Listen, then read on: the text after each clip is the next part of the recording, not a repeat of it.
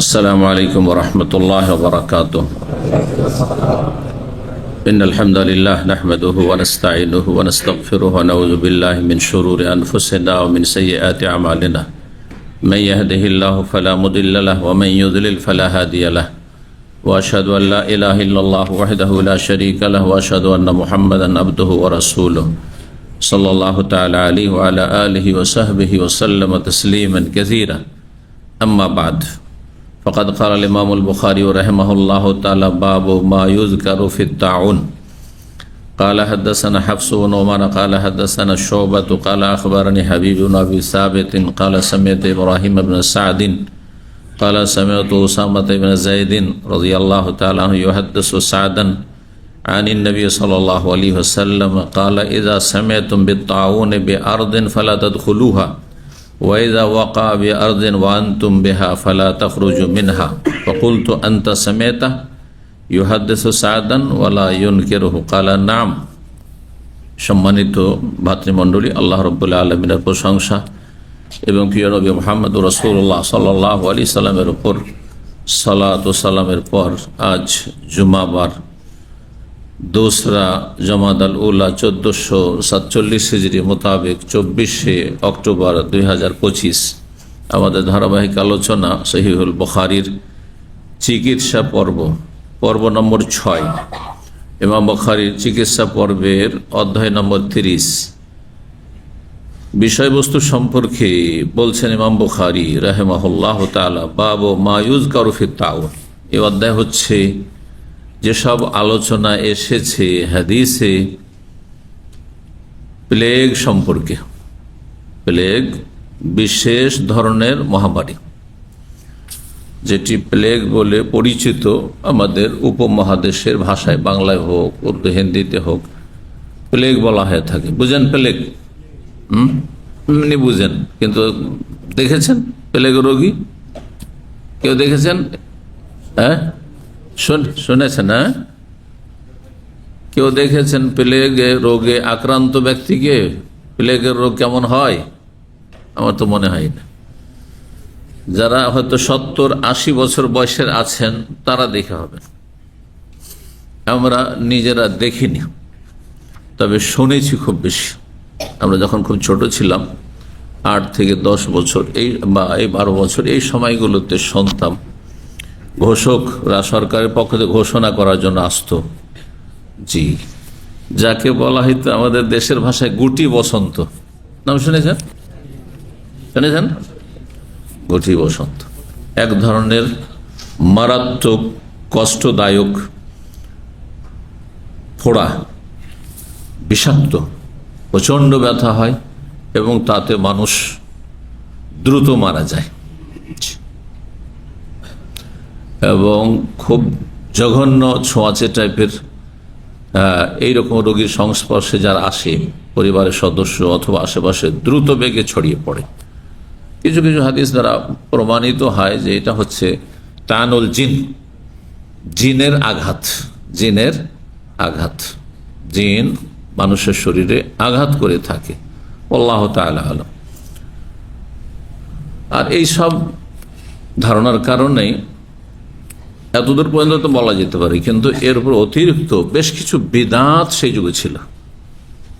বিদআত ছিল প্লেগ, গুটি বসন্তকে কেন্দ্র করে। তারপরে আর একটি মহামারী ছিল কলেরা। শুনেছেন তো? কলেরার বাংলা কি? হ্যাঁ, না, ডায়রিয়া হচ্ছে হালকা। কলেরার একটি বাংলা শুদ্ধ, হ্যাঁ, আপনার ডাক্তারি বই পুস্তকের ভাষা, যদি কেউ বলতে পারেন। বাংলার অনেক শিক্ষিত লোকের আছেন, কিন্তু হ্যাঁ, না, উদারময় পেটের রোগ, উদার মানে পেট, উদারময় পেটের, ওই ডায়রিয়াকে উদারময় বলা হয়। ওলা উঠা, হ্যাঁ, মাশাআল্লাহ।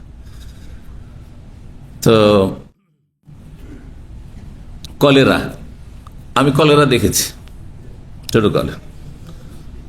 যেই গ্রামে আমাদের বাড়ি থাকতাম, গোটা অঞ্চলে কয়েকটা গ্রাম নিয়ে কলেরা ছড়িয়ে পড়েছিল, ব্যাপক আকার ধারণ করেছিল। এক এক পরিবার থেকে 5-7 করে মারা গেছে, এটাও দেখেছি। একদিনে 5-7 জনের জানাজা হচ্ছে, অল্প বয়স তখন 10 থেকে 12-13 এই সময়টি ছিল সময়কাল আমার বয়সের। আজকে থেকে 50 বছর আগের কথা বলছি। তো কলেরা দেখেছি, কিন্তু গুটি বসন্ত দেখে নেই, শুনেছি। তাহলে তাউন, প্লেগ, এটা হচ্ছে একদল বিশেষজ্ঞ ওলামায়ে কেরামদের মত, এটি অধিকাংশ ওলামাদের মত। বিশেষ ধরনের মহামারী, বিশেষ ধরনের মহামারী, মহামারী নয়, মহামারী মেলা আছে। মহামারী কাকে বলে? মহামারী যে শব্দটি আছে, যদি আপনাকে জিজ্ঞেস করা হয় মহামারী কোন রোগকে বলে, কি বলবেন? এমন মারাত্মক ব্যাধি যাতে অনেক লোক মারা যায়, অনেক লোক মরে যায়, মহামারী। তাহলে মহামারী অনেক আছে। কলেরা মহামারী, কিন্তু কলেরা তাউন না, প্লেগ না, বুঝছেন না? মহামারীর আরবি হচ্ছে ওবা। ওবা, দেশে ওবা শব্দ এসছে। মহামারী মক্কা মদিনায় তো হইতে পারে, কিন্তু সহি হাদিস দ্বারা প্রমাণিত যে মক্কা মদিনায় যখন হয়তো মক্কা ইনশাআল্লাহ দাজ্জাল প্রবেশ করবে না, এবং তাউন, প্লেগ এর মহামারী প্রবেশ করবে না। মদিনায় মহামারী হয়েছে যুগে যুগে, অন্য রোগ। অবা ছিল, রাসূলুল্লাহ সাল্লাল্লাহু আলাইহি ওয়াসাল্লাম যখন হিজরত করে আসেন তখন মদিনার আবহাওয়া খুব খারাপ ছিল, যে আসতো সেই অসুস্থ হয়ে যেত। এর আগে কয়েকবার হাদিস এসেছে। তারপরে আপনার করোনাতে মদিনার লোকেরা, মক্কার লোকেরা আক্রান্ত হয়েছে, চোখের সামনে কয়েক বছর আগে আপনারাও দেখলেন। তাহলে ওয়াবা মক্কা মদিনায় আসতে পারে, কিন্তু তাউন নামক যে মহামারী, এক ধরনের মহামারী, সেটা থেকে মদিনাবাসী সুরক্ষিত থাকবে। জি,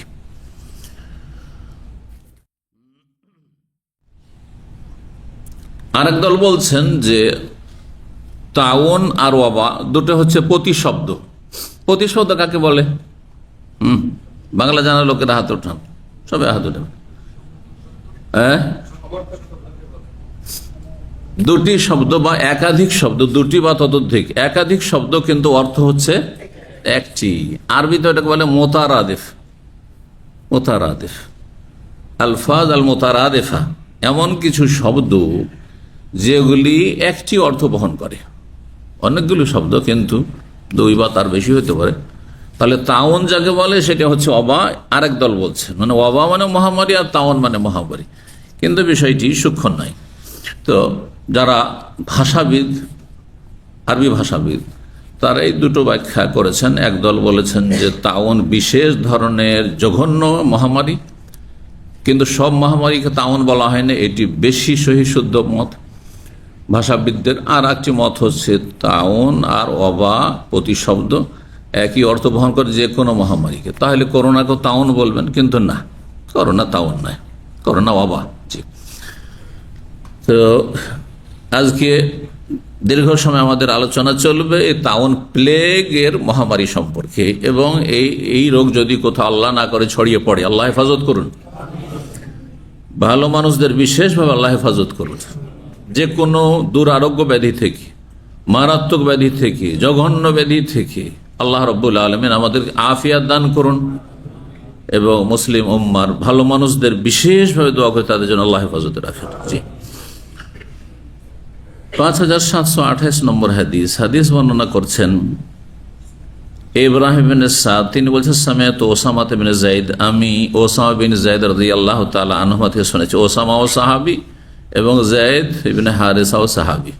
যায়েদ বিন হারেসার নাম একমাত্র কোরআনে কারীমে রয়েছে, একজন সাহাবীর নাম কোরআনে উল্লেখিত হয়েছে, তিনি হচ্ছেন যায়েদ। কোন সূরায়? সূরা ফালাম্মা কাদা যায়েদুম মিনহা ওয়াতারান যাওয়াজনাকাহা। যায়েদ বিন হারেসা রাদিয়াল্লাহু তাআলা আনহু নবী সাল্লাল্লাহু আলাইহি সাল্লামের পালক পুত্র ছিলেন। ইসলাম পূর্বে পালক পুত্র গ্রহণ করা জায়েজ ছিল, এমন ভাবে জায়েজ ছিল ব্যাপকভাবে, যে সে যে পালক নিল তার সাথে নিজেকে সম্পৃক্ত করবে, বাপের নাম বলার প্রয়োজন নেই, বাপ থেকে নিয়ে এসে বা বাপের নাম উজ্জ্ব রেখে নিজের সাথে তাকে মিলিত করবে, এবং সেই পালক যিনি নিয়েছেন তার ইন্তেকালের পরে ধন সম্পদের ভাগ, সম্পদ সব সেই পাবে। এসব ছিল জাহেলি যুগে। ইসলাম আসার পরে পালক পুত্র একেবারে হারাম, না একটা পর্যায় পর্যন্ত জায়েজ আছে? প্রশ্ন, যদি কেউ নিঃসন্তান হয়, ছেলে মেয়ে নাই, অথবা মেয়ে আছে কিন্তু ছেলে নেই, ছেলে আছে কিন্তু মেয়ে নেই, আর কাউকে পালক নিতে চায়, অথবা ধরেন অজ্ঞাত পরিচয়, শিশু অনেক সময় রাস্তাঘাটে পড়ে থাকে, কেউ তো লালন পালন করতে হবে, কেউ নিল, ভালো কথা, স্বভাবের আশায় যদি নেন তো ভালো, স্বভাবের কাজ।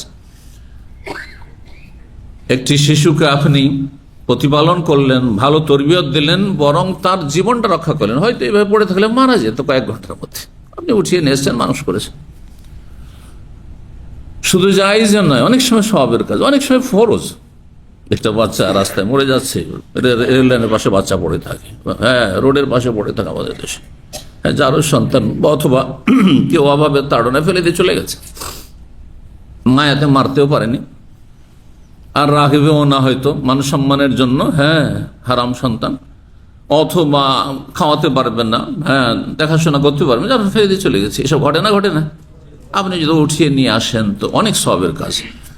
আপনার বিকল্প সেখানে কেউ যদি না থাকে, আপনি যদি উঠিয়ে না নিয়ে আসেন, সেই বাচ্চাটি মারা যায়, তাহলে আপনার উপরে ফরজ, আমার উপরে ফরজ।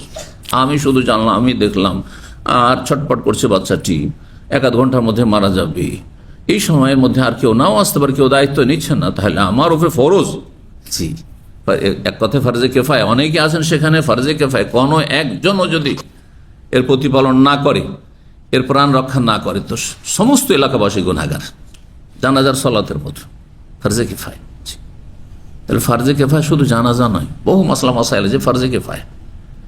দিনের বড় আলেম হওয়া কি ফারজে কিফায়া? গোটা দেশে, হ্যাঁ, কিছু সংখ্যক লোক, প্রত্যেক অঞ্চলে, প্রত্যেক এলাকায় এক একজন কমপক্ষে বা একাধিক কয়েকজন ভালো দক্ষ আলেম হইতে হবে। সবার জন্য আলেম হওয়া সম্ভব না, হ্যাঁ, অসম্ভব কাজ এটি, আর অসম্ভবের আল্লাহ নির্দেশ দেন না, আর এটি ফরজও না, কিন্তু সবার জন্য ফারজে কিফায়া। একদল হইলেই সবাই অব্যাহতি পেয়ে যাবে রবের কাছে। আর দেশে কোনো আলেমই নেই, দেশে শুধু, হ্যাঁ, মোল্লা জাহেল গুলো, হ্যাঁ, ভুল ভাল ফতুয়া দিয়ে জাতিকে জাহান্নামের দিকে নিয়ে যাচ্ছে, বেদাত শিখাচ্ছে, শিরিক শিখাচ্ছে, তাহলে জাতির সবাই গুনাহগার, দেশবাসী সমস্ত গুনাহগার আছে। ফালাউলা নাফারা মিন কুল্লি ফিরকাতিন মিনহুম তায়েফা লিয়াতাফাক্কাহু ফিদ-দীন ওয়া লিইউনযিরু কওমাহুম ইযা রাজাউ ইলাইহিম লাআল্লাহুম ইয়াহযারুন। এই ফরজে কিফায়া সূরা তওবার আয়াত দ্বারা প্রমাণিত। প্রত্যেক ক্ষুদ্র একটি দল হতে এক দল কেন তারা বেরিয়ে যায় না দ্বীনের শিক্ষা গ্রহণের জন্য, উচ্চ শিক্ষার জন্য? লিয়াতাফাক্কাহু ফিদ-দীন, দ্বীনের ফিকহ, দ্বীনের জ্ঞান অর্জনের জন্য। তাহলে বেরিয়ে যাওয়া, দূরে গিয়ে এলাকায়, ডিস্ট্রিক্টে ভালো কোনো ইসলামিক প্রতিষ্ঠান নেই, দেশে নেই, বিদেশে এসে, আরব দেশে এসে, যেখানে ভালো উচ্চশিক্ষা রয়েছে। এখন বর্তমানে আরব দেশে উচ্চশিক্ষা রয়েছে, এমন সময় হইতে পারে, ব্যতিক্রম ঘটতে পারে। ইমাম বুখারী রাহিমাহুল্লাহর জায়গায় বোখারাতে, হ্যাঁ, সবচেয়ে বেশি শিক্ষা ছিল, বাগদাদে ছিল, এখনো সেটা নাই। তাহলে আপনাকে দেখতে হবে যে কোথায় সবচেয়ে বেশি, আমি যেই সাবজেক্ট পড়তে যাচ্ছি সেই সাবজেক্টের লেখাপড়া, বিশেষ করে দিনের ক্ষেত্রে কোথায় বেশি ভালো লেখাপড়া করে সেখানে যাওয়া, তাহলে ফারজে কিফায়া। বর্তমান যুগে আরব দেশে এসে কিছু আলেম সারা বিশ্ব থেকে, হ্যাঁ, দক্ষতা হাসিল করে যাবে, হ্যাঁ, ফকিহ আলেম হয়ে যাবে সত্যিকারের, এটা ফারজে কিফায়া। যদি কেউ না আসে, দেশে সবাই গুনাহগার। নাফারা মিন কুল্লি ফারজ, বেরিয়ে যেতে হবে বাড়ি থেকে। তাহলে গ্রামে থাকলে হবে না, নিজের ডিস্ট্রিক্টে শুধু থেকে গেলে হবে না, যেখানে উচ্চ শিক্ষা আছে সেখানে যেতে হবে। আর সর্বনিম্ন শিক্ষা, যার মাধ্যমে আপনি সহি শুদ্ধ আল্লাহর ইবাদত করতে পারেন, আর বিশুদ্ধ আকীদা আপনি ধারণ করতে পারেন, লালন করতে পারেন, আর হালাল হারামকে যাচাই বাছাই করে আপনি বেঁচে থাকতে পারেন হারাম থেকে, হালাল পাক পবিত্র জীবন যাপন করতে পারেন, এতটুকু, এটা হচ্ছে ফরজে আইন, সবার উপর ফরজ, প্রত্যেকের জন্য জানা ফরজ। আকীদার মৌলিক বিষয়গুলি, খুঁটিনাটি নয়, খুঁটিনাটি অনেক বিষয় আছে যেগুলি, হ্যাঁ, সাহাবায়ে কেরাম ওইভাবে খুঁটিনাটি করে শিখেন, কিন্তু তারা মৌলিক বিষয় শিখেছেন যে কোরআন হাদিসে যে আকীদার কথা আছে আমরা সব বিশ্বাস করি, মৌলিক আকীদার বিষয়গুলি বিশ্বাস করতে হবে। কিন্তু কোরআন হাদিসে আছে সেগুলির কোন একটির বিশ্বাস না করেন তাহলে পথভ্রষ্ট। সাহাবারা এমনটা করতেন না যে আল্লাহর হাত নাই কুদরতি হাত, হ্যাঁ আল্লাহর কুদরতি পায়ে সেজদা করছি, কথা বলছেন না? কারণ এটি গুমরাহি, এটি কুফরি কথা। কিন্তু আল্লাহ যা বলেছেন, হাত বলে থাকলে হাত বিশ্বাস করি, চেহারা বলে চেহারা বিশ্বাস, চেহারা বলে চোখ বলে চোখ বিশ্বাস করি, কদমের কথা রয়েছে হাদিসে বিশ্বাস করি, এতটা সাহাবারা জানতেন। এটা হচ্ছে মৌলিক শিক্ষা, প্রত্যেকে জানতে হবে। যা আছে কোরআন হাদিস তার বিপরীত যদি আপনি বিশ্বাস করেন, তার ভুল জানছেন, সহিটা কেন জানছেন না? আমার কথাটা বুঝতে পারছেন তো? আপনি মৌলিক জানবেন, কিন্তু আপনি খুঁটিনাটি কোনোটাতে ঢুকে গিয়ে আপনি ভুলটাই জানছেন না, আপনি ইসলাম বিরোধী আকিদ, ভ্রান্ত আকিদা জানছেন, সহিটা কেন জানলেন না? সহিটা জানা আগে ফরজ ছিল। তা আমাদের বেদাতি সমাজের লোকেরা আল্লাহ নিরাকার, গোমরাহিটা জানছে, কিন্তু আল্লাহর যে আকার আছে এটা জানছে না। এই জন্য এখানে ধরা খেয়ে যাবে। সাহাবায়ে কেরামরা জানতেন, হ্যাঁ, যে আল্লাহ কোরআন হাদিস, কোরআনে যা বলেছে, রসুল যা হাদিসে বলেছেন সব বিশ্বাস করি। আপনিও যদি আলাল ফিতরা এরকম প্রাকৃতিক ইসলামের উপর থাকেন যে আল্লাহ রসুলের পক্ষ থেকে যা এসেছে তাই বিশ্বাস করি, এর বিপরীত বিশ্বাস করি না, তাহলে আপনি মুসলিম। প্রথম দিন থেকে কলমা পড়ার পর থেকে মুসলিমের জন্য বলছে, ওই না ও তো কিছু জানে না, সহি আকীদার বিস্তারিত কিছু, কিন্তু এর এই বিশ্বাস নিয়ে এসেছে আমি কলেমা পড়লাম এবং ইসলামে যা আছে তা আমি বিশ্বাস করি, সুতরাং সে মুসলিম আমাদের মধ্যে। তো যাই হোক, কথা না বাড়িয়ে কোন দিক থেকে কোন দিকে চলে গেলাম। হ্যাঁ, ওসামা বিন যায়েদ, যায়েদ পালক পুত্র। হ্যাঁ, পালক পুত্র কতটা জায়েজ? তাহলে আপনি বাচ্চা কারো নিয়ে আপনি তার লালন পালন করতে পারেন, তার লেখাপড়া করাচ্ছেন, তার ভালো তরবিয়ত করছেন, হ্যাঁ, তার উপর খরচ খরচা করছেন, ইত্যাদি ইত্যাদি।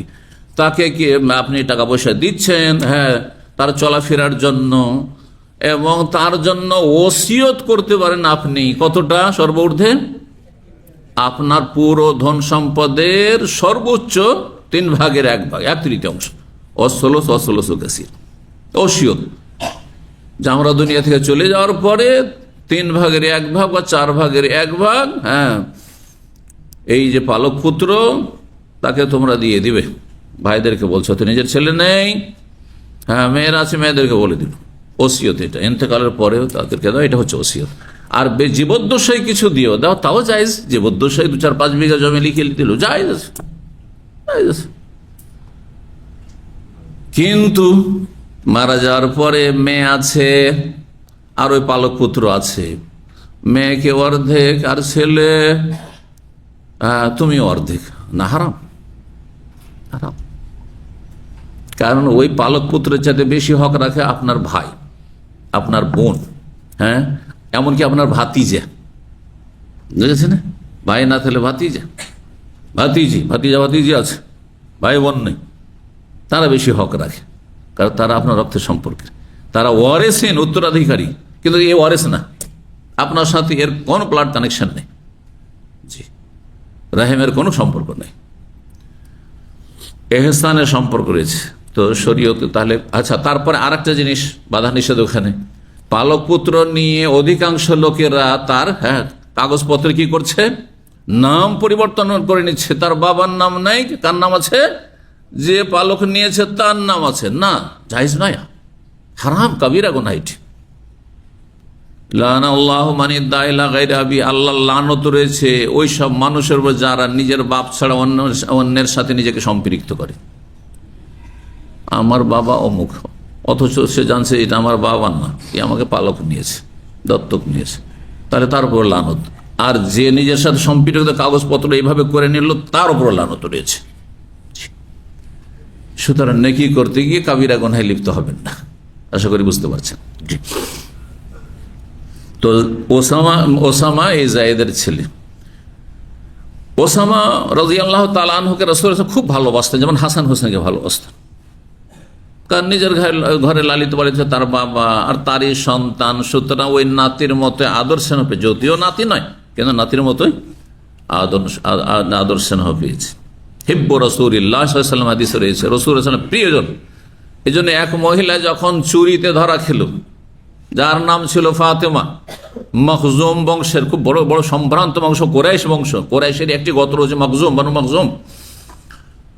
তখন কেউ সাহস করছে না রাসূলুল্লাহ সাল্লাল্লাহু আলাইহি ওয়াসাল্লামের কাছে সুপারিশ করতে, কারণ আদালতে কেস পৌঁছে গেছে। আদালতে কেস পৌঁছার আগে মাফ করতে পারে। এটি এখানে আর একটি মশলা, কথাতে কথা বাড়ছে, কিন্তু এইসব মশলা জানা জরুরি। কারো বাড়িতে চুরি করেছে, আপনার কেউ মোবাইল চুরি করেছে, আপনি ক্ষমা করতে পারেন, আপনি আর ওর মাঝে যখন আছে ঘটনাটি, হ্যাঁ, কিন্তু যখন আদালতে গড়িয়ে গেছে, থানা পুলিশ হয়ে গেছে, অথবা আদালতে কেস পৌঁছে গেছে, তারপরে যদি বললো আমি মাফ করে দিলাম, এই অধিকার আপনার না, এই অধিকার সরকারের হয়ে যায়। তখন সরকার যদি মনে করে যে তোমার মাফ করা যথেষ্ট না, এর পানিশমেন্ট করতে হবে, না হলে আগামীতে আবার বড় ডাকাত হবে, বড় ছিনতাইকারী হবে, বড় চোর হবে, তাহলে সরকারের পূর্ণ অধিকার আছে। কথা বোঝা গেল? আর দণ্ডবিধান ক্ষেত্রে বিশেষ করে, যেখানে দণ্ডবিধান রয়েছে, দণ্ডবিধান মানে কেসাস, হ্যাঁ, চোরের হাত কাটা ইত্যাদি ইত্যাদি, এসব জেনা, হ্যাঁ, তো এইসব বিষয়গুলি যখন হাকিমের কাছে, শাসকের কাছে পৌঁছে যাবে, তখন শাসকের অধিকার। কারণ একজন মানুষ যখন ক্রাইম করে, তখন সে কয়েকটি হক নষ্ট করে।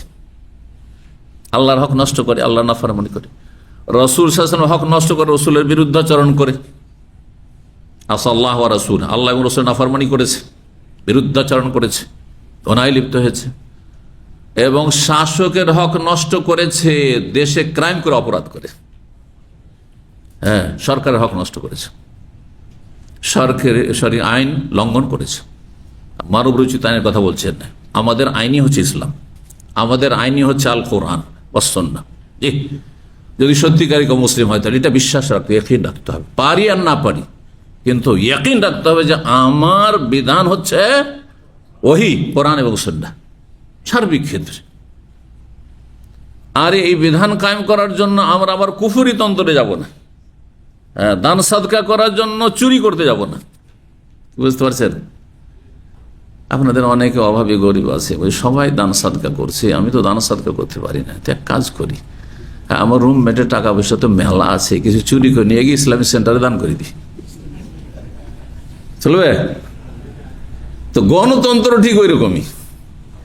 ইসলামিস্টদের, ইসলামপন্থীরা যে ইসলামী গণতন্ত্র নাম দিয়েছে, দিয়ে বলছে আমরা কি করব, হ্যাঁ, দেশে ইসলামী শাসন কায়েম করব। তার মানে আমরা কুফরি করে, হ্যাঁ, কি করব, ইসলামী আদালত কায়েম করব। এবার বুঝতে পেরেছেন? কুফরি বড় অপরাধ না চুরি করা বড় অপরাধ? কুফরি বড় অপরাধ। চুরি করে দান করছে, ও ফাঁসিকি কাজ করেছে, ফাঁসে ও আবার সাদকা করতে চায়। আমি শুনেছি, সত্য না মিথ্যা আল্লাহ জানে, ভারতে একটি স্টেট রয়েছে, 25টা স্টেট, সেটা হচ্ছে বিহার। তো বিহার রাজধানী পাটনাতে নাকি একজন বড় কুখ্যাত ডাকাত ছিল, আমরা ছোটকালে শুনতাম এটা, হ্যাঁ, ছাত্র জীবনে। ও ডাকাত, তখনকার যুগ ছিল ওই হোন্ডায় চড়ে ডাকাতি করা, ব্যাংক ডাকাতি করতো, বিভিন্ন জায়গায় ছিনতাই করতো, হোন্ডায় চড়ে ডাকাতি করতো।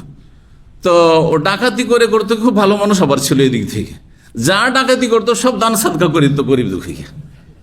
বুঝতে পেরেছেন? তো এই টাইপের হচ্ছে ইসলামী গণতন্ত্রপন্থীরা, যারা ইসলাম কায়েম করতে চায় ডেমোক্রেসির মাধ্যমে। ভালো করে বুঝেন, আমার কথাগুলি বুঝে নিলে আর আপনাদেরকে কেউ কানা কাহাই করে দেখাতে পারবেন না, এসব ধোঁকাবাজিতে যাবেন না।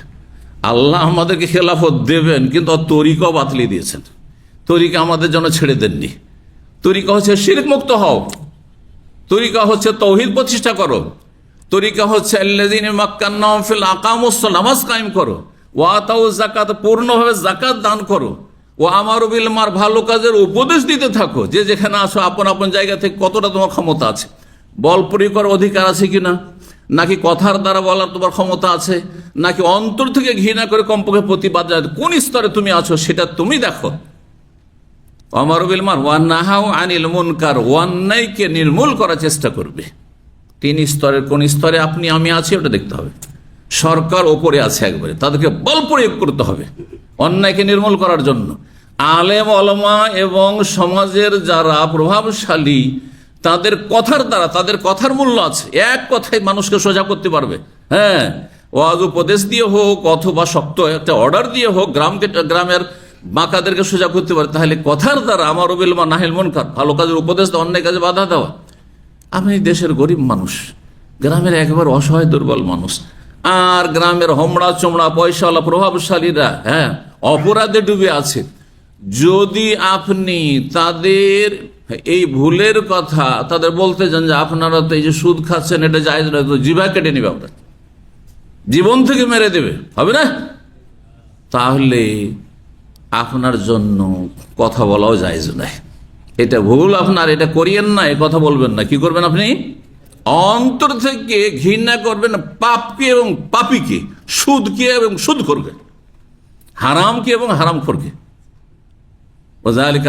ইমান সেই মুসলিম, এটি হচ্ছে সর্বনিম্ন দুর্বল ইমানের পরিচয়। আর এ ভিন্ন যদি পাপীদের সাথে মহব্বত থাকে দুনিয়ার স্বার্থে, তাহলে রাসূলুল্লাহ হাদিস, এরপরে সরিষা পরিমাণও ইমান থাকে না।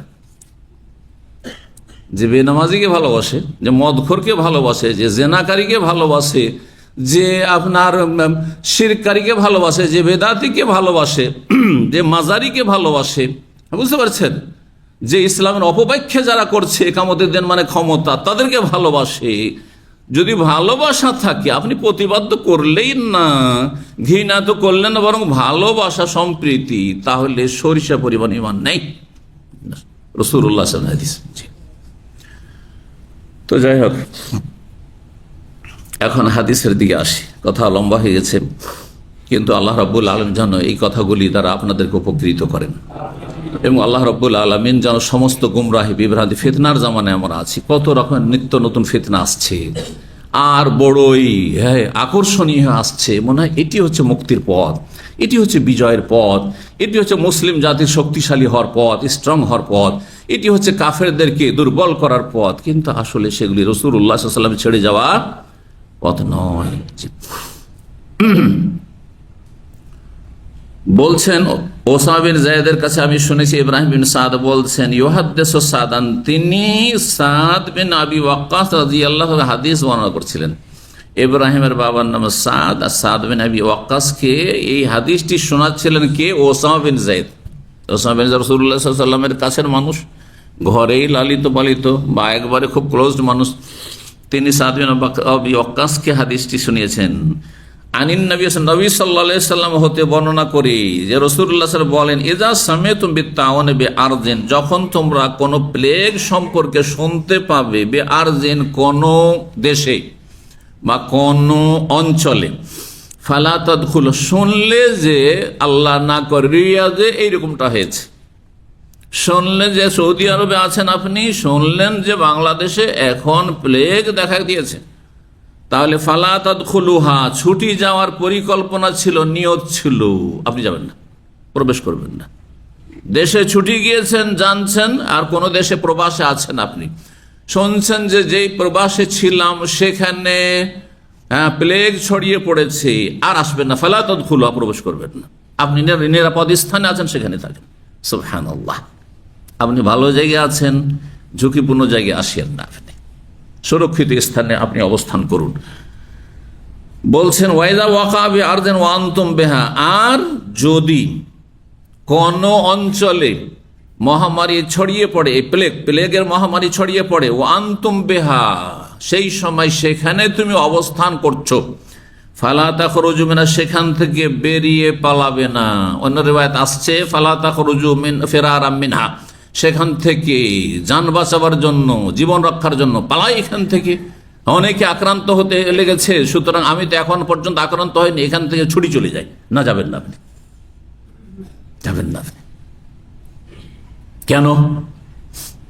হতে পারে যে সেই জার্ম আপনার মধ্যে চলে এসছে, সেই জীবাণু আপনার মধ্যে প্রবেশ করে গেছে, ওই সেই ছোঁয়াচে লেগে গেছে আপনাকে, আর আপনি ভাবলেন যে আমি তো সুস্থ আছি, কোনো লক্ষণ দেখেননি, সেখান থেকে পালালেন, এই জীবাণু বহন করে নিয়ে গিয়ে আপনি আর এক দুনিয়াতে ছড়িয়ে দিলেন, নিজের দেশে ছড়িয়ে দিলেন, বহু মানুষের ধ্বংসের কারণ হয়ে গেলেন আপনি।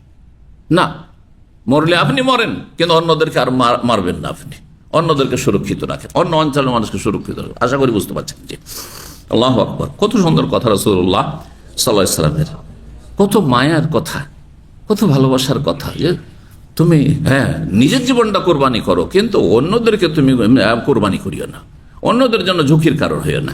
ফালা তাখরুজ মিনহা ফাকুলতু, তখন আমি বললাম, ইব্রাহিম সাদ বলছেন যে আমি তখন বললাম ওসামা বিন যায়েদকে যে আনতা সামিতাহু ইউহাদ্দিসু সাদান, হ্যাঁ না, ফাকুলতু আনতা সামিতাহু ইউহাদ্দিসু সাদান, তুমি কি শুনেছো? তার মানে এখানে ইব্রাহিম বিন যায়েদ ছাত্র বলছেন, হাবিব বিন সাবিত ইব্রাহিম সাদকে বলছেন যে তুমি কি শুনেছিলে ওই সময় যখন ওসামা বিন যায়েদ সাদকে এই হাদিসটি বর্ণনা করে, আর তোমার আব্বাকে, ইব্রাহিম বিন সাদ মানে আব্বাকে, সাদকে, তো তোমার আব্বাকে যখন হাদিসটি বর্ণনা করে ওসামা বিন যায়েদ, তখন কি তুমি শুনছিলে নাকি কোনো মাধ্যম দিয়ে শুনেছো? হ্যাঁ, আচ্ছা, যখন হাদিসটি বর্ণনা করলেন কে? Osama bin Zayed. Osama bin বয়সের দিক থেকে যুবক মানুষ, কারণ নবী সাল্লাল্লাহু আলাইহি ওয়াসাল্লাম ইন্তেকালের সময় মাত্র তার 18-19 বছর বয়স। দেশে ও সমাজ একটি সেনা দলের নির্দেশ দিয়েছে রাসূলুল্লাহ সাল্লাল্লাহু আলাইহি ওয়াসাল্লাম সেই তার শেষ মুহূর্তে। আর তারপরে সেই সেনা দলটি মদিনার একটি মহল্লা এখন হয়েছে, মদিনার বাইরে। আমরা যখন আজকের থেকে 35 বছর আগে ছিলাম, তখন সেটি বধু একটি গ্রাম ছিল, জোরফ। কিং ফাহাদ হসপিটাল থেকে আরো এগিয়ে গিয়ে জোরফ একটা অঞ্চল আছে, তাবুক বা খাইবার রাস্তা বেরিয়ে যেতে। তো সেই জোরফ এলাকাটি মদিনার একসময় বাইরে ছিল, আমাদের যুগও একবার বাইরে ছিল একবারে, কিন্তু এখন মদিনা শহরের ভিতরে ঢুকে গেছে। তো ওই এলাকায় পৌঁছেছিলেন ওসামা রাদিয়াল্লাহু তাআলা আনহু, সেনা দলের নেতৃত্ব নবী সাল্লাল্লাহু আলাইহি ওয়াসাল্লামের পক্ষ থেকে পেয়ে। নবী সাল্লাল্লাহু আলাইহি ওয়াসাল্লাম এখানে একজন যুবক, 19 বছরের 18 বছরের যুবককে সেনাপ্রধান বানাচ্ছেন, আর সেখানে প্রবীণ সাহাবায়ে কেরাম, খোলাফায়ে রাশেদিন যারা, তারা তার নেতৃত্বে এখানে ঈমানের পরীক্ষা। এইরকম ঈমানের পরীক্ষা রাসূলুল্লাহ সাল্লাল্লাহু আলাইহি ওয়াসাল্লাম করার মাধ্যমে তরবিয়ত করেছেন মানুষের, আখলাক চরিত্র গঠন করেছেন। উদাহরণস্বরূপ বলি, আপনাদের মধ্য থেকে একজন ছেলে, এখন হয়তো দাড়ি গজেছে, 20-22 বছর, 18 বছরের ছেলে, যে সামনে হয়তো 17-18 বছরের ছেলে, আর এখানে অনেক পাকা দাড়িওয়ালা ভাইরাও রয়েছেন 50-60 বছরের। একে যদি আমি ধরেন একটা দায়িত্ব দিয়ে দিলাম, ইসলামী সেন্টার এই কাজের ক্ষেত্রে দায়িত্ব, আমাদের রমজান মাসে ইফতার ক্যাম্প হবে, আর তার ভলেন্টিয়ার লাগবে, ভলেন্টিয়ারদের প্রধান বানিয়ে দিলাম 18 বছরের ছেলেটিকে, আর ওখানে 60 বছরের 50 বছরের ভাইদেরকে, আপনাদেরকে এর হুকুম মেনে চলতে হবে। বড় ঈমানের পরীক্ষা, কারণ এখানে অহংকার হয় চূর্ণ বিচূর্ণ হয়ে যাবে, আর অহংকার মুক্ত হয়ে যাবেন, আর না হলে অহংকারের কারণে আপনি এই খেদমত থেকে বেরিয়ে যাবেন, যে না আমি করবো না, এই বছর আমি থাকতে পারি, বিভিন্ন বাহানা করে দিবেন আপনি। বুঝতে পারছেন না? এইভাবে রাসূলুল্লাহ সাল্লাল্লাহু আলাইহি ওয়াসাল্লাম সাহাবায়ে কেরাম বিভিন্নভাবে তরবিয়ত করেছেন। শুধু আকীদার তরবিয়ত করেননি যে সহি আকীদা, কিন্তু আখলাক চরিত্র ঠিক নেই, লেনদেন ঠিক নেই, এমন হওয়া যথেষ্ট নয়। শুধু নামাজ সুন্দর করিয়েছেন, খুব নামাজ পড়ো, এটাই শুধু করেননি, করেছেন সেটি, কিন্তু মুখ্য বিষয় কিন্তু সেটি যথেষ্ট নয়। আখলাক চরিত্র গঠনের জন্য এই রকমের পরীক্ষার সম্মুখীন করেছেন সাহাবায়ে কেরামদেরকে। যেমন তোমার কথা নয়, আমরা চাকরি করি, তাই না? আমার বয়স 60-এর দিকে, আর আমার ওপর একজন যদি যুবক ছেলে, 20-22 বছরের ছেলে, সে সৌদি হোক অথবা মিশরি হোক অথবা কোনো আরবিয়ান হোক অথবা আনারব হোক, ওকে নিয়ে এসে আমার ধরেন সুপারভাইজার বানিয়ে দিল, কেমন লাগবে? এটা মনে হয় শতকরা 1-2 মেনে নিতে পারবেন না সহজে, নিরুপায় হয়ে মানবেন আপনি, উপায় তো নেই, চাপিয়ে দেওয়া হয়েছে, তো করবো ঠিকই, ঠিক না? এখানেই কিন্তু ঈমানের পরীক্ষা, এখানে কিন্তু আখলাক চরিত্র পরীক্ষা, এখানে অহংকার মুক্ত হওয়ার একটা বড় সুযোগ আছে। আমার মধ্যে কোনো অহংকার নেই, আমার সামিয়ানা ওয়া আতানা, মালিক যা বলেছে ঠিক আছে। মালিক আমার উপর সুপারভাইজার পাঠিয়ে, সুপারভাইজার বলছে, ফোরম্যান যে কথা বলছে সেটা মালিকেরই কথা, ধরে নিতে হবে। জি, আপনার কর্মক্ষেত্রে অনেকে কিন্তু সমস্যার সম্মুখীন হন, চাকরি চলে যাচ্ছে কিসের জন্য? আপনার যে মুদির বানিয়েছে, বা আপনার ওই সুপারভাইজার ফোরম্যান বানিয়েছে যাকে, সে আপনি তাকে পছন্দ করেন না, আপনার সাথে একসাথে কাজ করতো, অনেক সময় আপনার চাইতে অযোগ্য, ফালতু লোক, তারপরে চাপিয়ে দেওয়া হয়েছে। আপনার ওপরের বসকে ভালো লেগেছে, আপনাকে ভালো লাগেনি, ওকে মালিক বানিয়েছে, মেনে নিতে পারছেন না, যার ফলে যখনই কোনো অর্ডার করছে ভালোভাবে নিচ্ছেন না, যখন নিচ্ছেন না তখন ওর মধ্যে তো একটা রিয়াক্ট করবে, তাই না? তখন আপনার ক্ষতি করার চেষ্টা করবে, আপনাকে এক্সিট লাগাবার চেষ্টা করবে, আপনার বিভিন্নভাবে স্যালারি কাটার চেষ্টা করবে, আপনাকে আউট করার চেষ্টা করবে। এইরকম ক্ষতির সম্মুখীন অনেকে হয়ে যাচ্ছেন। দুনিয়ার ক্ষতি করছেন, দিনেরও ক্ষতি। কারণ আপনার উপরে যখন কাউকে মালিক বানিয়ে দেওয়া হয়েছে, পছন্দ হোক আর না হোক, ফিল মানশাতে ওয়াল মাকরাহে, ওবাদা বিন সামিত রাদিয়াল্লাহু সহিহ বুখারী মুসলিম হাদিসে রয়েছে যে আসাম শুনতে হবে, মানতে হবে মালিকের কথা, ভালো লাগুক আর মন্দ লাগুক। হ্যাঁ, আপনার পক্ষে হইল বিপক্ষ হইল, জি সামিনা ওয়া আতানা, যতক্ষণ আল্লাহ রসুলের নাফরমানি না করতে বলবে। জি, তো এ ছিল হাদিস। আগের হাদিসে যে 5729 নম্বর হাদিস। হ্যাঁ, যখন সাদকে ইউহাদিস সাদ কথাটি মনে পূর্ণ হয়নি, বলছেন তুমি কি শুনেছ বা আপনি কি শুনেছেন ইউহাদিস সাদান, যে সময় সাদকে বর্ণনা করছিলেন, ওয়ালাইন আর সাদ বিন আবি ওয়াক্কাস রাদিয়াল্লাহু তাআলা আনহু, তিনি কিন্তু প্রবীণ সাহাবী, 10 জন জান্নাতের সুসংবাদ প্রাপ্ত আশারে মুবাশশারা বিল জান্নাত, তাদের অন্যতম কে? সাদ বিন আবি ওয়াক্কাস। সাদ বিন আবি ওয়াক্কাস বয়োজ্যেষ্ঠ মানুষ, তারপরে জান্নাতের সুসংবাদ পাওয়া মানুষ। ওসামা বিন যায়েদ বয়সের দিক থেকে 17-18 বছরের হয়তো। হ্যাঁ, তো ওসামা বর্ণনা যখন করলেন আপনার আব্বাকে, সেই সময় কি আপনি শুনেছেন যে আপনার আব্বা কি শুনে বললেন হ্যাঁ ঠিক আছে কথাটি, অথবা নীরব থাকলেন, কোনো আপত্তি তো করেননি? কারণ যিনি বিশিষ্ট সাহাবী, প্রবীণ সাহাবী, তিনি যদি আপত্তি করেন না কথাটা ভুল, তাহলে গ্রহণযোগ্য তখন হচ্ছে না, তাই না? যে সাদ বিন আবি ওয়াক্কাস বিশিষ্ট সাহাবী, প্রবীণ সাহাবী, আর ইয়ে ছোট অল্প বয়সের মানুষ ও সাহাবা, হাদিস বর্ণনা করছেন প্লেগ সম্পর্কে। তো কথাটি শোনার পরে উনি কি নীরব থেকেছেন না? ওয়ালায়ুনকেরও কোনো প্রতিবাদ তো করেননি? তালা নাম, হ্যাঁ, কোনো প্রতিবাদ করেন। আমার আব্বা শোনার পরে নীরব থেকেছেন, তার মানে হাদিসটি তিনি মেনে নিয়েছেন। হয় তার প্রথম শুনেছেন তিনি, অথবা তিনি তার জানতেন হয়তো, কিন্তু তার সমর্থন করেছেন। এক কথায় হাদিস স্বীকৃত হাদিস। 5729 নম্বর হাদিস। হাদিস বর্ণনা করছেন আব্দুল হামিদ বিন আব্দুর রহমান ইবনে যায়েদ বিন আল খাত্তাব। যায়েদ বিন খাত্তাব ওমর রাদিয়াল্লাহু তাআলার ভাই, ওমর রাদিয়াল্লাহু তাআলার ভাই। তার কথা বিশেষভাবে এই জন্য বলবো যে আমরা যে এলাকায় অবস্থান করছি, এখান থেকে রিয়াদ যেতে একটা জায়গা ছিল যেখানে যায়েদ বিন খাত্তাবের মাজার ছিল। আশ্চর্য হবেন, এক সময় সৌদি আরবে কি ছিল? মাজার ছিল। মাজার উপর গম্বুজ বানানো ছিল, মাজারের উপর ঘর নির্মাণ করা ছিল, সাজসজ্জিত থাকতো, আর মাজার পূজা হইত। কথা বুঝতে পারছেন না?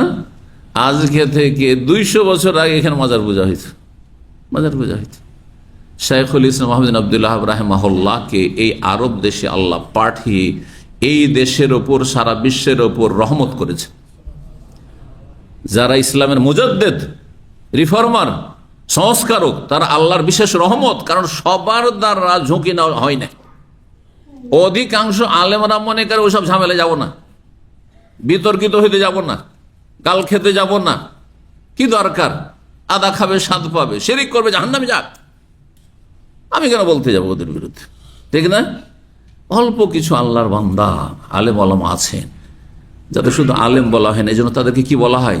মুজাদ্দিদ। মুজাদ্দিদ মানে সংস্কারক, যাদের দ্বারা সংস্কার হয়েছে, মানুষের আগাছা দূর করা হয়েছে। মুসলিম সমাজে ধর্মের নামে আগাছা ছিল, সেই আগাছাকে দূর করা হয়েছে। যেগুলো ইসলাম না, সেগুলো ইসলাম মনে করত।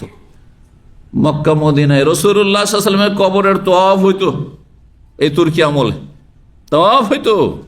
এদিক থেকে বাবে জিবরিল দিয়ে ওই দিকে সব খোলা ছিল, যারা পুরোটাতে তওয়াফ করতো কাবার মতো করে, গায়রুল্লাহর কাছে চাইতো।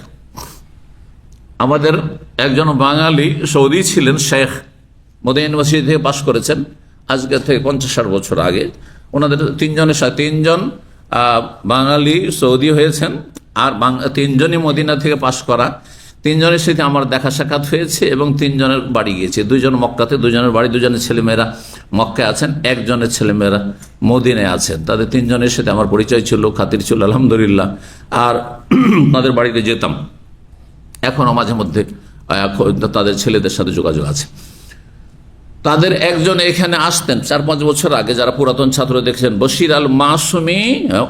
ওনার আব্বা একজন ছিলেন, ওনার আব্বা মানে উনি সরাসরি সৌদি হননি, ওনার আব্বা মাদানি। উনি যখন হইলেন তখন গোটা পরিবার সহ, তখন এই বশির মাসুমি আমার খুব ঘনিষ্ঠ বন্ধু মানুষ, আমার বাসায় আসতেন, এখানে দামামে পরিবার নিয়েও আসতেন। তারপরে এখানে এসে অনেকবারই লেকচার দিয়েছেন।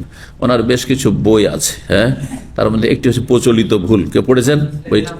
হ্যাঁ, আর ইসলামের নামকরণের পদ্ধতি, নামকরণের ইসলামী পদ্ধতি।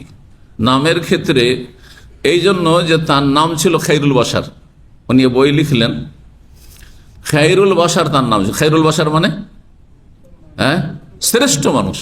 তো শ্রেষ্ঠ মানুষ কে? মোহাম্মদ। আমাদের দেশে খাইরুল বাশার আছে না মেলা? আপনি খাইরুল বাশার কি করেন? আমিও তো খাইরুল বাশার না। আরে আবু বকরও তো খাইরুল বাশার না, ওমারও খাইরুল বাশার না, আবু হানিফা, শাফি, মালিক, আহমদও তো খাইরুল বাশার না, কেউ তো খাইরুল বাশার। মক্কা মদিনা ইমামরা তো খাইরুল বাশার। খাইরুল বাশার একমাত্র যিনি সমস্ত মানুষের সেরা, খৈর সবচেয়ে শ্রেষ্ঠ, সৈয়দুল মুরসালিন খাতামুন নবীয়্যিন মুহাম্মদ সাল্লাল্লাহু আলাইহি ওয়াসাল্লাম, নাম ছিল তার খাইরুল বাশার। হ্যাঁ, বাবা মাদানী হইলো, হয়তো মাদানী হওয়ার আগে ছেলের জন্ম হয়েছে, তখন আগেও দেশের পরম্পরা, দেশের তরিকে নাম রেখেছে। হ্যাঁ, আমাদের সাথে মদিনায় পড়তো কিছু ছেলে, হাটহাজারী থেকে এসেছিল, অথবা ফুটিয়া থেকে এসেছিল, দেওবন্দি মাদ্রাসা, কওমি মাদ্রাসাগুলো থেকে। ওদের একজন নাম ছিল আশেক এলাহি। জি, আমাদের সাথে পড়েছে ও আশেক এলাহি। আশেক এলাহি মানে কি? যে আল্লাহর সাথে প্রেম করে। আল্লাহর সাথে প্রেম করেন না, আল্লাহকে ভালোবাসেন। প্রেম শব্দটি শুনেই খারাপ লাগছে, লাগছে না? তাহলে প্রেমের সংজ্ঞা আলাদা আর ভালোবাসার সংজ্ঞা আলাদা। হ্যাঁ, মহিবুর রহমান, মহিবুল্লাহ, মহিবুর রসুল এগুলো তো ঠিক আছে, হ্যাঁ, হাবিবুর রহমান এগুলো ঠিক আছে, কিন্তু আশেকুর রহমান, আশেকে রসুল, হ্যাঁ, আশেকুন নবী, আশেক এলাহি, এই নামগুলি বিদাতি নাম সব। ইশক, ইশক, হালাল ইশক একমাত্র স্বামী স্ত্রীর ইশক, প্রেম, আর না হলে হারাম হচ্ছে বয়ফ্রেন্ড গার্লফ্রেন্ডের ইশক। কথা বুঝতে পারছেন? বা সমকামীদের ইশক। এই নোংরা শব্দটি আপনি, নোংরা শব্দটি আল্লাহ ও রসুল সম্পর্কে ব্যবহার করছেন আপনি। হ্যাঁ, আর ধর্মের লেবাস পরে কত বড় বেয়াদবি করছেন বলুন তো দেখি। আরো বোঝাই, কারণ অনেক নতুন ভাইরা আছেন, মনে করছেন যে না, কোন আপত্তি হলো, প্রেম আর ভালোবাসা, প্রেম ভালোবাসা। তো আমি উদাহরণ দেখছি। আপনি স্ত্রীকে যদি বলেন, আপনি হ্যাঁ বিনোদন করে যে আমি তোমার প্রেমিক, ভালো লাগবে না মন্দ লাগবে? বলেন, ভালো লাগবে। ওকে ভালো লাগবে না? আপনাকে বলতে ভালো লাগছে, ওকেও ভালো লাগছে, তাই না? হ্যাঁ, প্রেমিক আর প্রেমিকা, তুমি আমার প্রেমিকা, স্ত্রীকে বলছেন, অসুবিধা আছে? আচ্ছা, যদি আপনার আম্মাকে বলেন, মা তোমার সাথে আমি খুব প্রেম করি, চলবে? এবার বুঝে আসছে? আচ্ছা, মাকে বললেন না, আপনি বোনকে বলছেন, বড় বোনকে, হ্যাঁ, যে আপা আপনি আমার প্রেমিকা, চলবে? এবার বলছেন, খুলে খুলে না বললে বুঝবেন না যে আমাদের দেশে ধর্মের নামে কত আগাছা আছে। মদিনা ফারেক হয়ে যাচ্ছে, বাপ নাম রেখেছে আশিক রসুল, আশিক এলাহি, এগুলো হচ্ছে দেশের নাম। আশিকুর রহমান না, জায়েজ নয়, মোটেই জায়েজ নয়, নাম পরিবর্তন করতে হবে। তো এই খাইরুল বাশারের নাম ছিল বশির মাসুমের রাহেমাহুল্লাহ, 3-4 বছর আগে ইন্তেকাল করেছেন তিনি মক্কায়। তো তখন ওর আব্বা সৌদি আরব আসার পরে একটু যখন বুঝতে শিখলো, তো নাম করলো আবুল বাশার। খাইরুল বাশার কি করলো? আবুল বাশার। আচ্ছা, ও যখন নিজে লেখাপড়া করে বড় হইলো আর সৌদি নাগরিকত্ব পেল বাবার সাথে, তখন দেখলাম আবুল বাশার কে? মানুষের বাপ। মানুষের বাপ কে? আদম। তো আমি তো আদম না, আমি তো আদম না। তো খাইরুল বাশার নামও আমার ঠিক না, আমার বাবা যে নাম চেঞ্জ করলো তাও অর্ধেকটা চেঞ্জ করলো, কিন্তু অর্ধেকটা খারাপ থেকেই গেল। হ্যাঁ, আবুল বাশার থেকে গেল। তখন ও বললো যে না, আমি বশির। আমি নাম কি? বশির। তো ওই জন্য বললাম, আমার নাম ছিল কোথা থেকে কোথায়, বশির মাসুমি। কথা বলছেন, বংশে কেউ ওপরে কেউ ছিল মাসুম বলে, হয়তো দাদা বা কেউ থাকে, সেখানে বশির আল মাসুমি লিখতেন। জি, রাহমাহুল্লাহ তাআলা। তার আব্বার আল্লাহ রহমত। তার আব্বা হুমায়ুন কবির সাহেব ছিলেন, হ্যাঁ, মাদানী। তার একেবারে আপনার হারামের, যখন আপনি মালিক আবদুল্লাহ, কিং আবদুল্লাহ গেট থেকে বেরিয়ে, বা তারপরের গেট আজিয়াদ, আজিয়াদ থেকে বেরিয়ে সামনের দিকে, আজিয়াদের দিকে যখন যাবেন, ডান হাতে আপনি ক্লক টাওয়ার বা সাফা টাওয়ারকে রাখেন, বাম হাতে ওই যে মাঝখান দিয়ে রাস্তা যাচ্ছে না, হ্যাঁ, আজিয়াদের দিকে, ওইখানে একটি হসপিটাল ছিল, আজিয়াদ হসপিটাল। পুরনো লোকেরা দেখেছেন হয়তো, খুব পুরনো বিল্ডিং একটা হসপিটাল ছিল, মুস্তাশফা জিয়াদ আলাম। আমরা নিজেরাও এক সময় ছাত্র জীবনে এসেছি, ওখান থেকে চিকিৎসা নিয়েছি। বড় হসপিটাল ছিল, সেটাকে পুরো ভেঙে দেওয়া হয়েছে এবং রাস্তা করে দেওয়া হয়েছে ওই জায়গাগুলো। তো এই আজিয়াদ হসপিটালের পাশেই একটি হোটেল ছিল, আবাসিক হোটেল। তখন কাছে এই আপনার রাজ প্যালেস, আপনার যে কাসুর সাফা রাজ প্যালেস তো জানেন আপনারা, তাই না, ওই যে পাহাড়ের উপরে। আর ডান হাতে একেবারে রাজ প্যালেসের সাথে ওই মাঝখানে যে গাড়িগুলো ওখান থেকে আজিয়াদে ঘুরছে, রাউন্ড নিচ্ছে, ডান হাতেই ছিল ওনাদের হোটেল। সেই হোটেলে ওনার আব্বা দায়িত্বশীল ছিলেন, হোটেলের মালিক ছিলেন। হোটেলটি একজন প্রিন্স আমির, জাযাহুল্লাহ খায়রান, দুনিয়া বেঁচে থাকলে আর যদি রাহিমাহুল্লাহ তাআলা, সেই আমির এই বশির আব্বার সাথে পরিচয় হয়ে যায়। আর পরিচয় হওয়ার পরে খুব ভালোবাসে তাকে সে আমির, জাযাহুল্লাহ খায়র। আর তারপরে তাকে একটা বিল্ডিং এমনি দিয়ে দেয়, তুমি এইটা নিয়ে করে খাও। হ্যাঁ, ওইটাই ছিল তার রুজি রোজগার। কত যে সে বিল্ডিং এ থেকেছি আমরা, গেলে মদিনার ছাত্র আর বাংলা ভাষী উনি সৌদি তো বলতেন তোমাদের মাল সামান সব যা আছে রেখে দাও। আমরা কখনো কোনো চিন্তা করতাম না যে কোথায় এহরামের কাপড় রাখতে হবে, কোথায় ব্যাগ রাখতে হবে, নিয়ে গিয়ে এ বশির সাহেবের আব্বা তার হোটেলে রেখে দিতাম। হ্যাঁ, বশির ভাইয়ের হোটেল বা তার আব্বার হোটেলে নিয়ে রেখে দিতাম। রুম টুম খালি, খুব ফুল হয়ে নেয়, তখন বলতে থাকতে পারো তোমরা। আমরা তো মদিনার ছাত্র, কয়েক ঘন্টা থাকলাম, আবার চলে গেলাম মদিনায় ফিরে, হয়তো অথবা হারামে পড়ে থাকলাম। আর কাপড় চোপড় ব্যাগ ওখানে থাকলো, চত্বরে জীবন, আর হারামি হয়তো ঘুমাচ্ছি, তখন হারামে খুব ঘুমানো যেত। তো যাই হোক, এইভাবে আমরা প্রথম দিকে উমরা করেছি এবং তাদের সাথে আমাদের একটা ইচ্ছে ছিল। কি বলছিলাম, বলতে গিয়ে এতদূর গেলাম। হ্যাঁ হ্যাঁ আর হ্যাঁ, যায়েদ বিন খাত্তাব, যায়েদ বিন খাত্তাব রাদিয়াল্লাহু তাআলা কবর পাকা করা ছিল, তারপর গম্বুজ ছিল, এখানে মাজার পূজা হইতো, যেটি আপনার এই রিয়াজ থেকে দাম্মামের দিকে আসতে কোনো একটি জায়গা নিশ্চিন্ন করে দেওয়া হয়েছে। এই জন্য আমিও ঠিক নির্দিষ্ট করে বলতে পারবো না, কিন্তু জায়গা একটা ছিল এইদিকে। তো এই মাজার যখন ভাঙতে আসেন, হ্যাঁ, শাইখুল ইসলাম আহমদ বিন আব্দুল্লাহ রাহিমাহুল্লাহর ছাত্ররা বা তার অনুসারীরা, তখন সেই এলাকার মাজার পূজারী, আরব মাজার পূজারীরা প্রতিবাদ করে এবং প্রতিরোধ করে, এবং সেখানে লড়াই হয়। যথাসাধ্য তারা চেষ্টা করে মাজার রক্ষার জন্য। আর তারপরে যখন তারা অপারগ হয়ে যায়, পালিয়ে যায়, আর আলহামদুলিল্লাহ সে মাজারকে গুড়িয়ে দেওয়া হয়। এইভাবে যায়েদ বিন খাত্তাব রাদিয়াল্লাহু তাআলা কবর বা পাকা মাজারকে ভেঙে নিশ্চিহ্ন করা হয়েছে। তো কথা প্রসঙ্গে যেহেতু এখানে আসলো যায়েদ বিন খাত্তাবের কথা, এই যায়েদ বিন খাত্তাবের ছেলে হচ্ছেন আব্দুর রহমান, আব্দুর রহমান ছেলে আব্দুল হামিদ। এরা কত সহি আকীদার মানুষ একসময় ছিলেন, সালাফে সালেহিন, সাহাবায়ে কেরাম, তাবেঈন, তাবা তাবেঈন, আর তাদের কবর পূজা হইত। এই জন্য সাবধান, কখনো ভাববেন না যে আমি সহি আকীদা পেয়ে গেছি, আমি আহলুল হাদিস সালাফি হয়ে গেছি, অথবা আলহামদুলিল্লাহ আমি শিরক বিদআত বুঝতে পেরেছি, সুতরাং আমার আগামী প্রজন্ম কিয়ামত পর্যন্ত নিরাপদ। আপনিও নিরাপদ নয়, হতে পারে যে আপনি গোমরাহের শিকার হয়ে যাবেন। আল্লাহ হেফাজত। সেই জন্য আল্লাহর কাছে সবসময় দোয়া করতে হবে। এক সময় বাংলাদেশের একজন, এখন সে হাদিস অমান্যকারী আহলে কোরআন হয়ে গেছে, মুরাদ বিন আমজাদ। সে মুরাদ বিন আমজাদ আজকে থেকে 15 বছর আগে, সালটা ঠিক মনে নেই, মক্কায় এসে আমার সাথে দেখা করে। মক্কায় হজ মৌসুমে ছিলাম, হজে অত আমরা এসেছিল জানি না। তো যাই হোক, ওই সময়টা এসে আমার সাথে দেখা করে। আর তারপরে অনেক গল্প হয়, আর অনেক তার উচ্চ আকাঙ্ক্ষা, এই করবে সেই করবে। আর তারপরে সেই তবলিগের ভুলভ্রান্তি নিয়ে যে একটি বই লিখেছে, সেই বইটি আমাকে দেখালো এবং দিল, যে পড়ে যদি তাতে কিছু সংশোধন করার থাকে তো শেখ দেবেন। সেই লোকটি কয়েক বছর থেকে ধীরে ধীরে গুমরাহ হইতে হইতে হইতে এখন বলছে হাদিস মানি না, হাদিস মানে না। আর হাদিস নিয়ে ঠাট্টা মস্করা করছে, বিদ্রুপ করছে।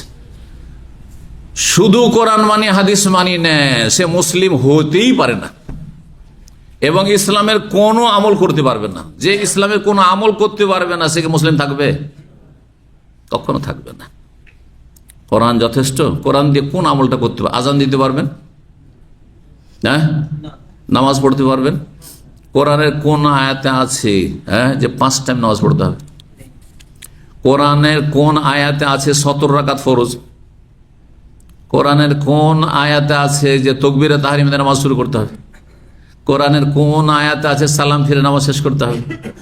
কোরআনের কোন আয়াতে আছে যে আগে কিয়াম, তারপর রুকু, তারপরে কওমা, তারপরে সুজুদ, সিজদা দুটো এক রাকাতে, আর রুকু একটি, দুই সিজদার মাঝখানে বৈঠক কোন জায়গায় আছে? তারপরে 3 রাকাত বা 4 রাকাত বিশিষ্ট সালাত হইলে তাতে দুটো আত্তাহিয়াত তাহিয়াতে দুটো বৈঠক আছে। প্রথম বৈঠকে কি পড়তে হবে, দ্বিতীয় বৈঠকে কি পড়তে হবে, কোন আয়াতে আছে?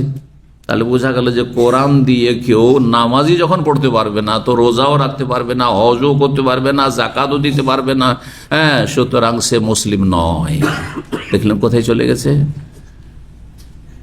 2008-10 হবে এই সময়টা হয়তো ছিল দেখা সাক্ষাতে। সেই সময় সে আচ্ছা সে কোথা থেকে উঠে এসছে জানেন? জি, বেদাতের গর্ত থেকে উঠে এসেছিল। সে পাকিস্তানে লেখাপড়া করেছে। যারা পাকিস্তানে লেখাপড়া করতে যাচ্ছেন অনেকে ফিতনায় পড়ে যাচ্ছেন, ওখানে গিয়ে অন্য গোমরাহের শিকার হয়ে যাচ্ছে। এসেছিল দেওবন্দি হালাকা থেকে, দেওবন্দি কওমি তরিকা থেকে এসেছিল, আর তারপরে সেখান থেকে পাকিস্তান লেখাপড়া করতে গিয়ে ওখান থেকে ফিরে আসার পরে প্রথম দিকে তো সহি আকীদার কথা বললো, কিন্তু আচ্ছা সহি আকীদা বললো আমি জানতাম না, ও তো আমাকে বললো যে আমরা সহি আকীদা মানহাজে চলে এসেছি, আর এগুলো শিরক বিদআত বুঝতে পেরেছি, আমি দেওবন্দি কওমি ছিলাম, কওমি থেকে আমি ফিরে এসেছি। কিন্তু ওর চলে যাওয়ার পরে মাধ্যম দিয়ে খবর পেলাম যে এরা একটা গ্রুপ যারা বলছে আহলে হাদিস বলা যাবে না, সালাফি বলা যাবে না, আমরা মুসলিম। কয়েক বছর মুসলিম থাকলো এই মুরাদ বিন আমজাদ গ্রুপ, কয়েক বছর কি থাকলো, আমরা আমরা মুসলিম, ব্যাস, অন্য কোনো লেভেল নেই, আমাদের রাখবো না। আরে ভাই রাখবো না তো তোর হানফি লেভেল বাদ দিতে হবে, ওরা বাদ দিক আমরা বাদ দিব। কারণ যারা ভুল পথে আছে, বিভিন্ন গুমরাহিতে আছে, তারা যদি রাখতে পারে, যদি কেউ রাখতে পারে, নকশবন্দি রাখতে পারে, চিস্তি রাখতে পারে, কাদেরি রাখতে পারে, সাবেরি রাখতে পারে, চরমনাই রাখতে পারে, সারসিনা রাখতে পারে, জনপুরি রাখতে পারে, তো আমরা আহলে হাদিস কেন রাখতে পারবো না? তা চিনবে কি করে আমাদেরকে যে আমরা কোরআন হাদিসের অনুসারী? তোমরা এই লেভেলগুলো মুছে ফেলো, আমরাও মুছে ফেলে সবাই সাম্মা করবো, তখন মুসলিম হওয়া যথেষ্ট। আর যতদিন বেদাতি বাকি আছে আহলে সুন্নাত বলা জরুরি। যখন আহলে সুন্নাত নামটি বেরেলভি রেজবিরা নিয়ে নিয়েছে, তাহলে আহলুল হাদিস বলা জরুরি। এবার বুঝতে পেরেছেন? এক সময় সাহাবাই কেরামদের যুগে, সাহাবাই কেরামদের জামানা ছিল, হাসান বসরি রাহিমাহুল্লাহ, মোহাম্মদ ইবনে সিরিন, ইমাম মোহাম্মদ ইবনে সিরিন রাহিমাহুল্লাহ, তিনি বলছেন যে যখন বেদাত শুরু হয়ে গেল তখন আমরা দেখতাম যে যারা আহলে সুন্নাত তাদের হাদিস নিতাম, আর আহলে বিদাতদের হাদিস নিতাম না। তাহলে তখন সাহাবায়ে কেরাম প্রথম যুগে সবাই ছিল মুসলিম, কিন্তু যখন সাহাবায়ে কেরামদের শেষ মানে এখনো সাহাবার অনেকে বেঁচে আছেন, যখন খারেজি আর ওই মুরজিয়া বেদাতি বেরিয়ে গেল, আর শিয়া বেদাতি বেরিয়ে গেল, এইগুলো বেদাতি প্রথম বেরিয়েছে, তখন তারা ভাগ করলেন এই মুসলিমদেরকে আহলুস সুন্নাহ এবং আহলুল বিদআহ। আর তারপরে আহলুস সুন্নাহ নামটি ভারত, বাংলাদেশ, পাকিস্তান এই সুন্নির নাম নিয়ে নিল কারা? মাজার পূজারী বেরেলভি রেজবিরা। তখন আমাদের জন্য জরুরি হয়ে গেল যে আহলে সুন্নাত বললে তখন আবার জিজ্ঞাসা হবে আপনি কোন সুন্নি, ওই মাজার পূজাকারী সুন্নি না মাজার বিরোধী সুন্নি, তাই না? তো মাজার বিরোধী সুন্নি যে আমরা, সেই জন্য আমাদের আহলে হাদিস নামটি তখন ফরজ হয়ে গেল। এবার বুঝতে পেরেছেন? আপনারা ওগুলো মুছে দেন, আমরাও মুছে দিলাম, সবাই মুসলিম হয়ে গেলাম। আল্লাহ যেন বোঝার তৌফিক দান করেন। তো এই কিছুদিন মুসলিম থাকলো, আর তারপরে বলছে যে না না না আমি হাদিস মানি না, আমি শুধু কোরআন মানি। তো যে কোরআন মানে তো নামাজই পড়তে পারবে না, সুতরাং সে বেনামাজি। হ্যাঁ, এই যে আপনার এলাকার নাকি কাছে দোস্ত, আল্লাহ হেফাজত করুক, এইসব খারাপ দোস্ত ছাড়েন, না হলে আস-সাহেব সাহেব, আরবিতে একটি প্রবাদ আছে, আস-সাহেব আস-সাহেব, প্রথম সাহেব হচ্ছে সদ দিয়ে মানে সঙ্গী, আর দ্বিতীয় সাহেব সিন দিয়ে মানে টেনে হেঁচড়ে নিয়ে যাবে। হ্যাঁ, সঙ্গী মানুষকে কি করে, টেনে হেঁচড়ে নিয়ে যায়। আমার সঙ্গী হইলে আমার বাসাতেও যদি থাকে, চলেন দার্সে, এই যে জামা এসছে দার্সে নিয়ে চলে এসছি, ওই যে আমিন ভাই এসেছেন রিয়াজ থেকে, চলেন দার্সে, দার্সে সাহেব ও সাহেব সঙ্গী হয়েছেন, দার্সে আসতে বাধ্য। কিন্তু যখন হাদিস অস্বীকারী সঙ্গী গ্রহণ করবেন, টেনে নিয়ে গিয়ে আপনাকে জাহান্নামে নিয়ে চলে যাবে। আল্লাহ বোঝার তৌফিক দান করুন, হেফাজত করুন। তো কথা লম্বা হয়ে যাচ্ছে, হাদিসটা শেষ করি কমপক্ষে।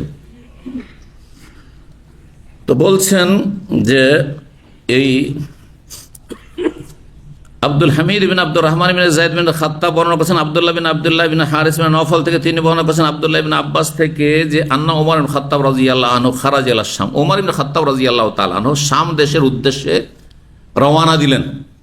যখন শাম দেশে বিজয় লাভ করলেন মুসলিমরা, তখন সেখানকার অমুসলিমদের সাথে চুক্তি সম্পাদনের জন্য ওমর রাদিয়াল্লাহু তাআলা সফর করে গিয়েছিলেন।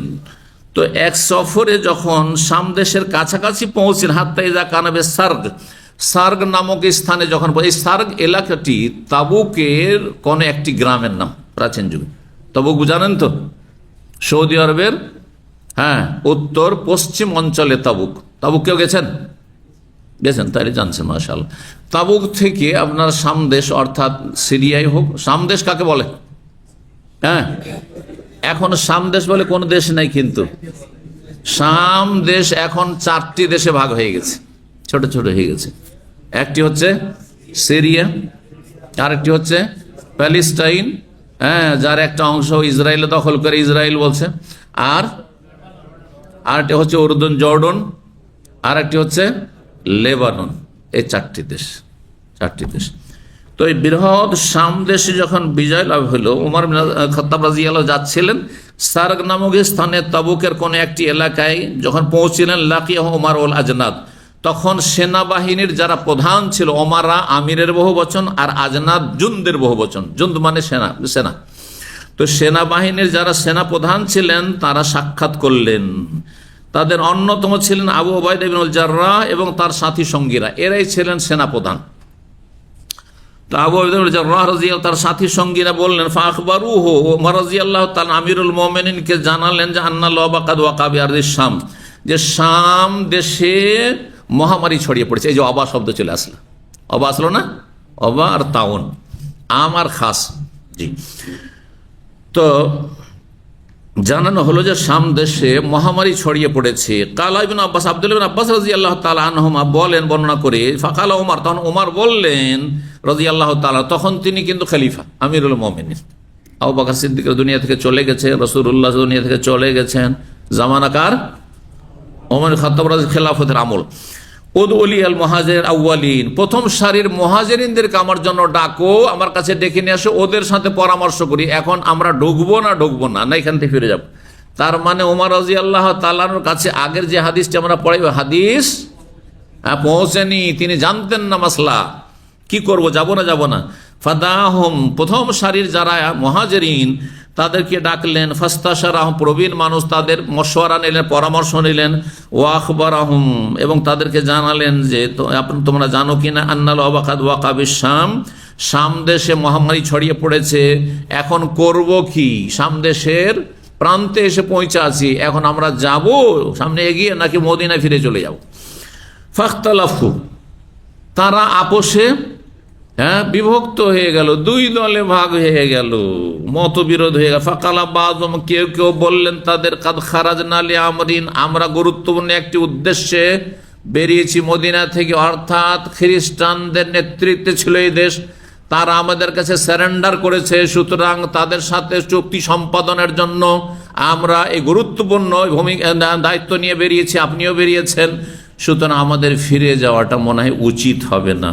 ওয়ালা নারা আনতার যে আনহু, আর আমরা মনে করি না যে আপনি এই কাজ, গুরুত্বপূর্ণ কাজ ছেড়ে দিয়ে ফিরে চলে যাবেন। কেন ফিরবেন, চলেন এগিয়ে যাই। ওয়াকালা বাযুহুম, আবার কেউ বললেন না, মাকা বাকিয়াতুন নাস, আপনার সাথে শ্রেষ্ঠ সাহাবায়ে কেরামগণ রয়েছে। বাকিয়াতুন মানে অবশিষ্ট হয়, আর বাকিয়াতুল্লাহ খায়রুন, বাকিয়াতুন হয় শ্রেষ্ঠ। জি, যারা বাকি থাকলে জাতির কাজে আসবে, যারা যত বেশি হায়াত পাবে জাতি তত বেশি উপকৃত হবে।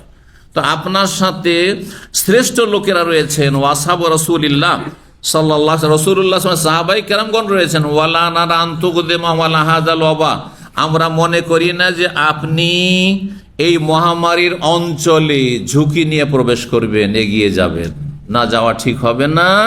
হতে পারে যে এরাও আক্রান্ত হয়ে যাবে আর এরাও মারা যাবে, সুতরাং চলেন ফিরে যাই। পরামর্শ তাহলে 2 রকম হবে, এখন নেবেন কোনটা? আর এক দলকে ডাকছেন, আনসারদেরকে। ফাকালা, যখন এই দ্বিমত দেখলেন, ওমর রাদিয়াল্লাহু বলেন ইরতাফিউ আন্নি, তোমরা আমার থেকে সরে যাও, আমার মজলিস থেকে তোমরা মজলিস বরখাস্ত করো, যাও, তোমাদের কাজ হয়ে গেছে। সুম্মা কালা, তারপরে উদউলি আল আনসার, আমার জন্য আনসারীদেরকে ডেকে নিয়ে আসো। ফাদাউতুহুম, আব্দুল্লাহ ইবনে আব্বাস বলছেন আমি ডাকলাম আনসারীদেরকে, যে আপনাদেরকে আমিরুল মুমিনিন ডেকেছেন। ফাস্তাশারাম, তাদের সাথে পরামর্শ করলেন। ফাসালাকু সাবিয়াল মুহাজিরিন, কিন্তু তারাও মুহাজিরিনদের পথ অবলম্বন করলেন, মানে দুই ভাবে বিভক্ত হয়ে গেলেন। একদল বললেন যে গুরুত্বপূর্ণ কাজে এসেছেন, আবার আমরাও এসেছি, সুতরাং চলেন চলেই যাই। আর একদল যাওয়া ঠিক হবে না, সমাধান এখনো হইল না।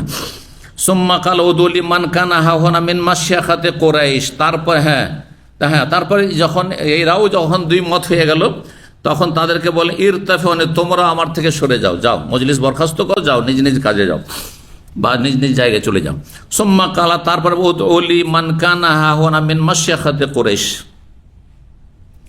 আমার কাছে ডেকে নিয়ে আসো এখানে যেসব কোরাইশ বংশের প্রবীণরা রয়েছেন, কোরাইশ বংশের বয়োজ্যেষ্ঠরা, মাশিয়াখা শেখ থেকে, শেখ মানে কি? শেখ মানে আলেম, সবসময় আলেম হয়। শেখের কয়টি অর্থ হয়? মাশাআল্লাহ, জানেন, কে বলবে? এলেমের শেখ,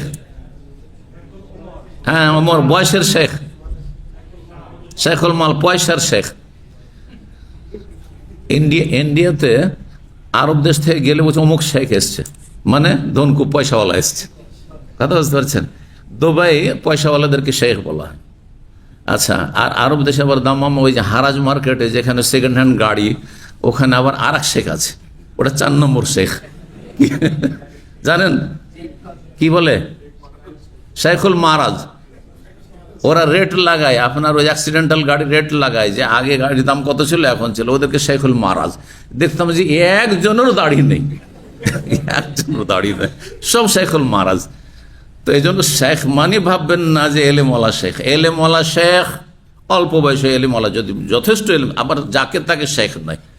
আমাদের কিছু ছাত্র 2-4 হরফ কিছু শিখেছে, আর শিখার পরে একটু লেকচার দিতে শিখেছে, আর খুতবা বিভিন্ন জায়গায় খুতবা টুতবা দিচ্ছে দেশে যায়, আর নিজেরাও শেখ বলা পছন্দ করছে, আর ওদের কিছু লোকের আশা, আল্লাহ হিদায়াত করে, অমুক শেখ, অমুক শেখ। না রে ভাই, আস্তাগফিরুল্লাহ। মদিনা থেকে সদ্য ফারেক হয়েছেন, দিলেন শেখ বানিয়ে। দেশ থেকে দৌড়া পড়ে ফারেক হয়েছে, অথবা কামেল পাশ করে দিলেন শেখ বানিয়ে। এগুলো সীমা লঙ্ঘন। আমরা যাকে তাকে শেখ বলো, দক্ষ ভালো আলেমদেরকে শেখ। আমাদের কি শেখ বলতে আরব সমাজে আমাদেরকে লজ্জা লাগে। হ্যাঁ, আপনারা হয়তো শেখ বলছেন, তাহলে চিন্তা করুন যে কেন শেখ? তো আমরা বলি শেখ সালেহুল ফৌজান, শেখ সালেহ আলী শেখ, শেখ আব্দুল আজিজ আলী শেখ, শেখ বড় বড় শেখদেরকে আমরা শেখ আরব দেশে, বুঝতে পেরেছেন? তো যাই হোক, তারপরও দক্ষ আলেম যারা দেশে, তাদেরকে শেখ বলেন। কিন্তু এমনি অদক্ষ সাধারণ, হ্যাঁ মোটামুটি সহি আকীদা হইলেই দিলেন শেখ, মাদ্রাসা পড়া হইলেই শেখ বানিয়ে দিলেন, আপনার জলসা মাহফিলের আপনার বক্তা হইলেই তাকে শেখ বানিয়ে দিলেন, এইসব না করা উচিত। জি, তো যাই হোক, এতে মানুষ বিভ্রান্ত হবে, মনে করবে সব একই রকমের শেখ। হ্যাঁ, একই রকমের, একই ক্যাটাগরির শেখ না, একই ক্যাটাগরির না। হ্যাঁ, সারা আর সোরাইয়ার পার্থক্য। সারা মানে ধ্রুব তারা, আর সোরাইয়া মানে ধ্রুব তারা, আর সারা মানে হচ্ছে মাটি। কোথায় মাটি আর কোথায় ধ্রুব তারা। তো বললে উদউলি মান কানা হাহুনা মিন মাশিয়াখাতে, কুরাইশ বংশের যেসব বয়োজ্যেষ্ঠরা এখানে রয়েছেন তাদেরকে নিয়ে আসো, মিন মুহাজিরাতিল ফাত, আর যারা মক্কা বিজয়ের আগে হিজরত করেছেন, মক্কা বিজয়ের পূর্বেই যারা হিজরত করেছেন, কারা দীর্ঘ সময় যারা দিন শিখার সুযোগ পেয়েছেন, তারা শ্রেষ্ঠ। আবার কেউ কেউ আছেন যে মক্কা বিজয়ের সময় উপায় নাস্তিক হয়ে ইসলাম গ্রহণ করেছে, তারা সেই মর্যাদা পাবে না যেই মর্যাদা যারা প্রথম দিকে হিজরত করেছে। প্রথম দিকে যারা হিজরত করেছে অবশ্যই পার্থক্য রয়েছে।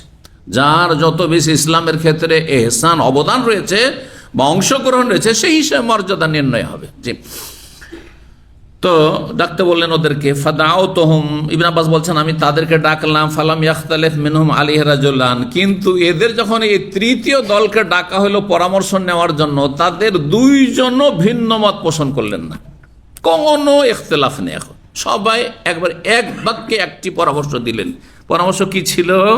ফাকাল, ওরা সকলে বললেন, নারা আনতার জান্নাস, আমরা মনে করি যে হে আমিরুল মুমিনিন, আপনি লোকজনকে মদিনা ফিরে চলে যাবেন, লোকজনকে নিয়ে মদিনা ফিরে যাবেন। ওয়ালা তুকদেমাহুম আলা হাযাল ওয়াবা, এই মহামারীর অঞ্চলে আপনি তাদেরকে নিয়ে যাবেন না, তাদেরকে নিয়ে এগিয়ে যাবেন না।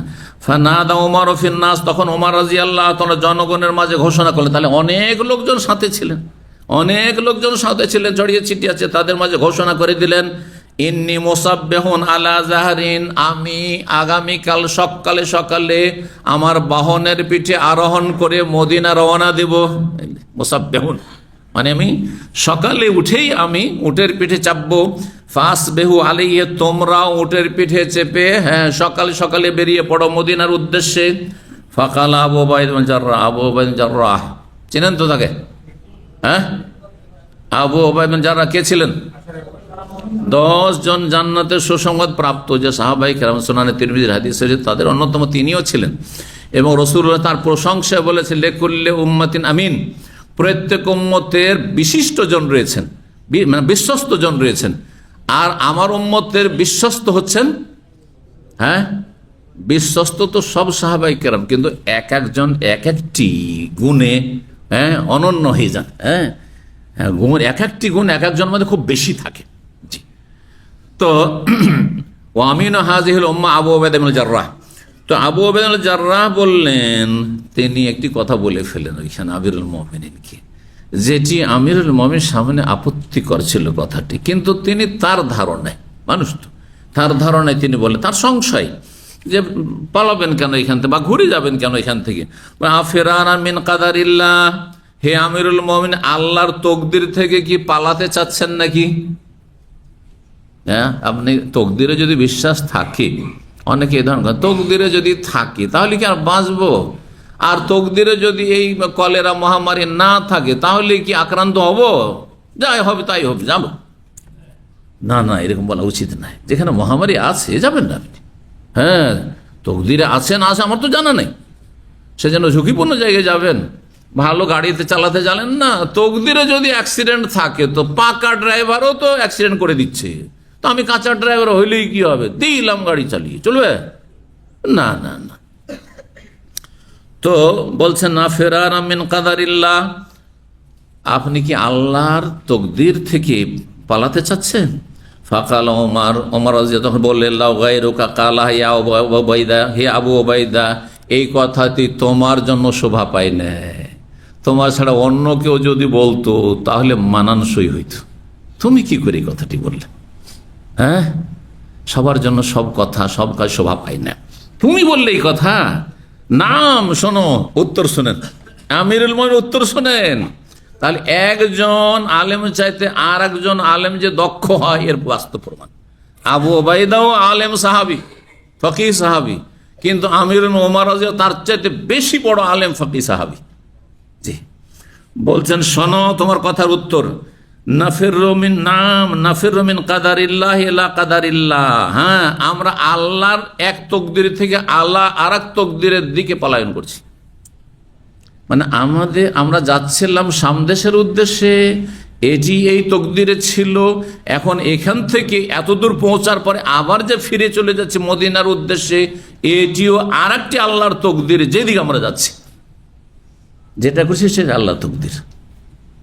এই জন্য তকদির আপনার কর্মের দলিল প্রমাণ নয়, যে ভাগ্যে থাকলে তকদিরে থাকলে জান্নাত পাবো, তকদিরে থাকলে ভালো মানুষ হয়ে যাব, এই কথা বলা চলবে না? আপনার ভালো মানুষ হইতে হবে, ভালো মানুষ হওয়ার চেষ্টা করতে হবে। আপনি কর্ম করেন, আমল করেন, আর তারপরে বলেন যে হ্যাঁ আমার তকদির ভালো, কারণ আমি কর্ম করছি, আলহামদুলিল্লাহ তকদির ভালো। কিন্তু কর্ম করবেন না, আপনি রুমে গিয়ে শুয়ে থাকবেন, কালকে থেকে ডিউটি শুরু হবে জুমার পরে শনিবারে, আর আপনি ঘুমিয়ে থাকবেন, তকদিরে রিয়াল থাকলে চলে আসবে, তকদিরে বেতন থাকলে আমার ব্যাংকে জমা হয়ে যাবে, হবে? কখনো হবে না। জি, এক আল্লাহর এক তকদির থেকে আল্লাহর তকদির পালাচ্ছি। আর তারপর একটি উদাহরণ দিয়ে বোঝাচ্ছেন আমিরুল মুমিনিন, বলছে আচ্ছা বলো তো আবু উবাইদা, লাউ কানা লাকা ইবিল, তোমার যদি উটের পাল থাকে, হাবাতাত ওয়াদিয়ান লাহু দুয়াতান, এমন একটা মাঠে সে উটের পাল অবতরণ করলো যেখানে দুটো প্রান্ত রয়েছে, হ্যাঁ, দুটো উপত্যকা রয়েছে, সে মাঠের দুটো দিক রয়েছে। একটা দিক হচ্ছে এহদাহমা খাসিবা, এক দিকটা হচ্ছে সবুজ শ্যামল, মাঠে একদিকে একবার সবুজ শ্যামল হয়ে আছে, ঘাস আর ঘাস, চারণভূমি। রায় তাহাবে কাদা বলছেন যে ওয়াল ওখরা জাদবার, আরেকটা দিক হচ্ছে শুষ্ক ধূসর, আর একদিকে একবারে শুকিয়ে আছে আর ধুলো আর ধুলো, বালি আর বালি। যেমন এই দাম্মাম থেকে রিয়াজ যেতে শুধু ধুলো আর বালি আর বালি, বালি আর বালি, বুঝলেন না? কিন্তু যখন তাইফের অঞ্চলে চলে যাবেন, আবার অঞ্চলে চলে যাবেন, তো অনেক সবুজ এলাকা পাবেন, আপনি সবুজ শ্যামল এলাকা পাবেন।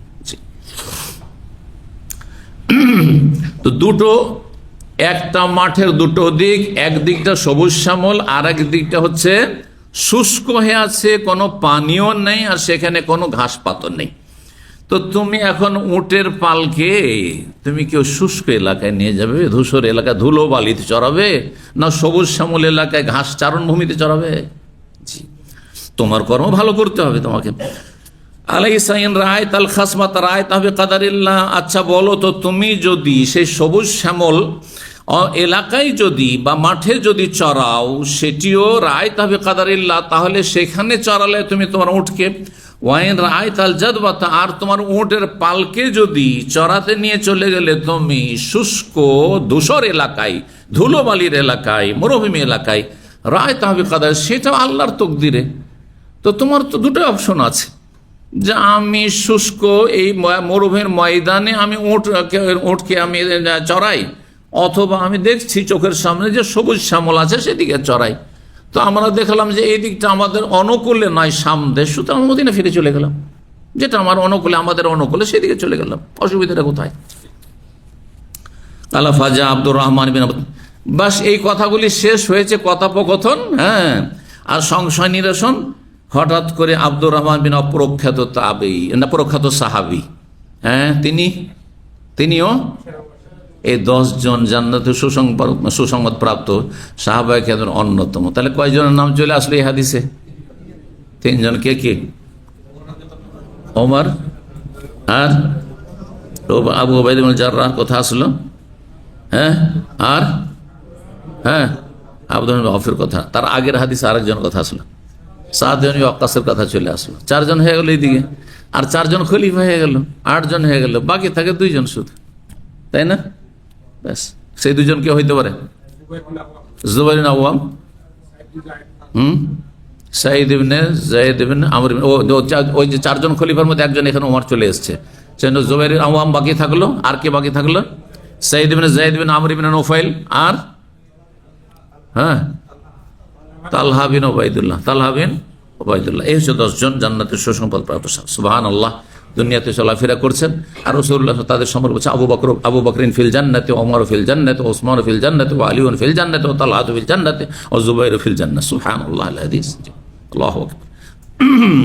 আল্লাহুম্মা আদখিলনা জান্নাহ। আল্লাহ আমাদেরকে জান্নাত দান করুন, জান্নাতুল ফিরদৌস দান করুন, জাহান্নামের আযাব থেকে আল্লাহ রক্ষা করুন। আব্দুর রহমান বিন আওফ আসলেন, ওয়া কানা মুতাগায়্যিবান ফি বাদ, ওই সফরে তিনিও ছিলেন, কিন্তু যখন এই আলোচনা চলছিল সেই সময় তার বিশেষ প্রয়োজনে তিনি সেখান থেকে অনুপস্থিত ছিলেন। গায়েবান, মুতাগায়্যিবান মানে গায়েব, অনুপস্থিত ছিলেন তার বিশেষ প্রয়োজনে। ফাকালা, এসে ঘটনা শোনার পরে এসব কথোপকথনের কথা, কি কথা হচ্ছিল, এই বিষয়টা কথা হচ্ছিল যে এখন সামদেশে যাব না ফিরে চলে যাব। ওমর রাদিয়াল্লাহু আনহু সিদ্ধান্ত হয়েছে পরামর্শের ভিত্তিতে যে মদিনা ফিরে যাবেন আগামীকাল সকালেই। তখন তিনি বলছেন যে আমার কাছে কিন্তু এই সম্পর্কে একটি রাসূলুল্লাহর পক্ষ থেকে তথ্যই রয়েছে। ওই হাদিস যদি প্রথমখানে জানা হইতো তাহলে এত পরামর্শেরও কোনো প্রয়োজন হইতো না, আর এসব কথোপকথনের সংশয় আর সংশয় নিরসনেরও কোনো প্রয়োজন হইতো না, বুঝছেন না? জি। তো মানুষের এলেম থাকলে কত ফায়দা হয়, এলেম থাকলে কোনো ঝামেলা নেই, জানা আছে যখন যেটা প্রয়োজন, এলেম আছে, সে অনুযায়ী আপনি আমল করবেন। বলছেন ইন্না ইনদি ফি হাযা ইলমান, এই সম্পর্কে আমার কাছে তথ্য রয়েছে। সামিআতু রাসূলুল্লাহ, সেই তথ্য হচ্ছে আমি রাসূলুল্লাহ সাল্লাল্লাহু আলাইহি ওয়াসাল্লামকে বলতে শুনেছি, ইয়াকুল ইজা সাবাতুম বিহি বিআরদিন, এই প্লেগ সম্পর্কে যদি শুনতে পাও যে কোনো এলাকায় ছড়িয়ে পড়েছে, ফালা তাকদামু আলাইহি, সে এলাকায় তোমরা এগিয়ে যাবে না। ওয়াইদা ওয়াকা বিআরদিন, আর কোন এলাকায় যদি ছড়িয়ে পড়ে প্লেগ, ওয়ান্তুম বিহার, সেখানে তখন অবস্থান করে রয়েছে, ফালা তাখরুজু ফিরারাম মিনহু, সেখান থেকে পালিয়ে যাওয়ার চেষ্টা করবে না, যে জান বাঁচাই পালিয়ে যায়, এতে বহু মানুষের ক্ষতি করে দুনিয়াতে ধ্বংস নিয়ে আসবে না, এরকম ঝুঁকির কাজ অন্যদের জন্য করবে না। তোমার ভাগ্যে যেটা আছে তার উপরে সবর করো, সবর করো।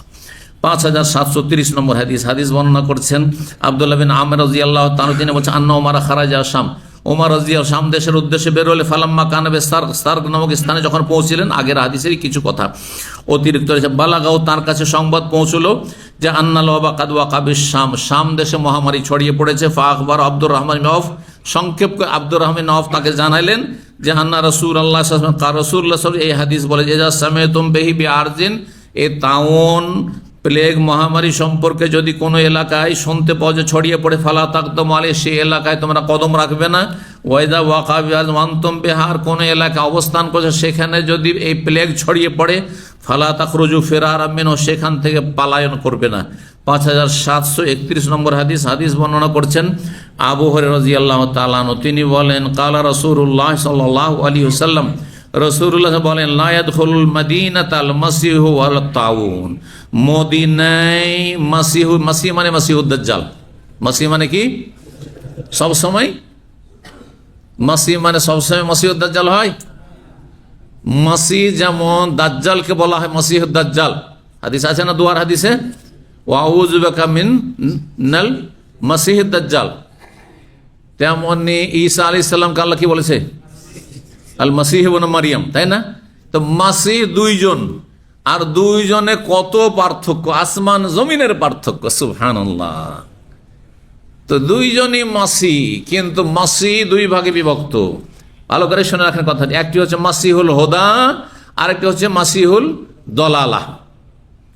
একজন হচ্ছেন মাসিহুল হুদা, হেদায়েতের মাসিহ, হেদায়েতের মাসিহ। এই মাসিহ শব্দটি মাসিহা করে কিন্তু ভারতীয় ভাষাতে ব্যবহার করা হয়। হ্যাঁ, বড় কোনো ব্যক্তি, যেই ব্যক্তি জাতির জন্য কল্যাণ বয়ে নিয়ে আসে, এই জাতির মাসিহা বলা হয় তাকে। জি, তো মাসিহুল হুদা হচ্ছেন ঈসা আলাইহিস সালাম, আর মাসিহুদ দালালা হ্যাঁ এ দাজ্জাল, কানা দাজ্জাল। জি, তো এখানে কানা দাজ্জাল উদ্দেশ্য, মদিনায় প্রবেশ করতে পারবে না কে?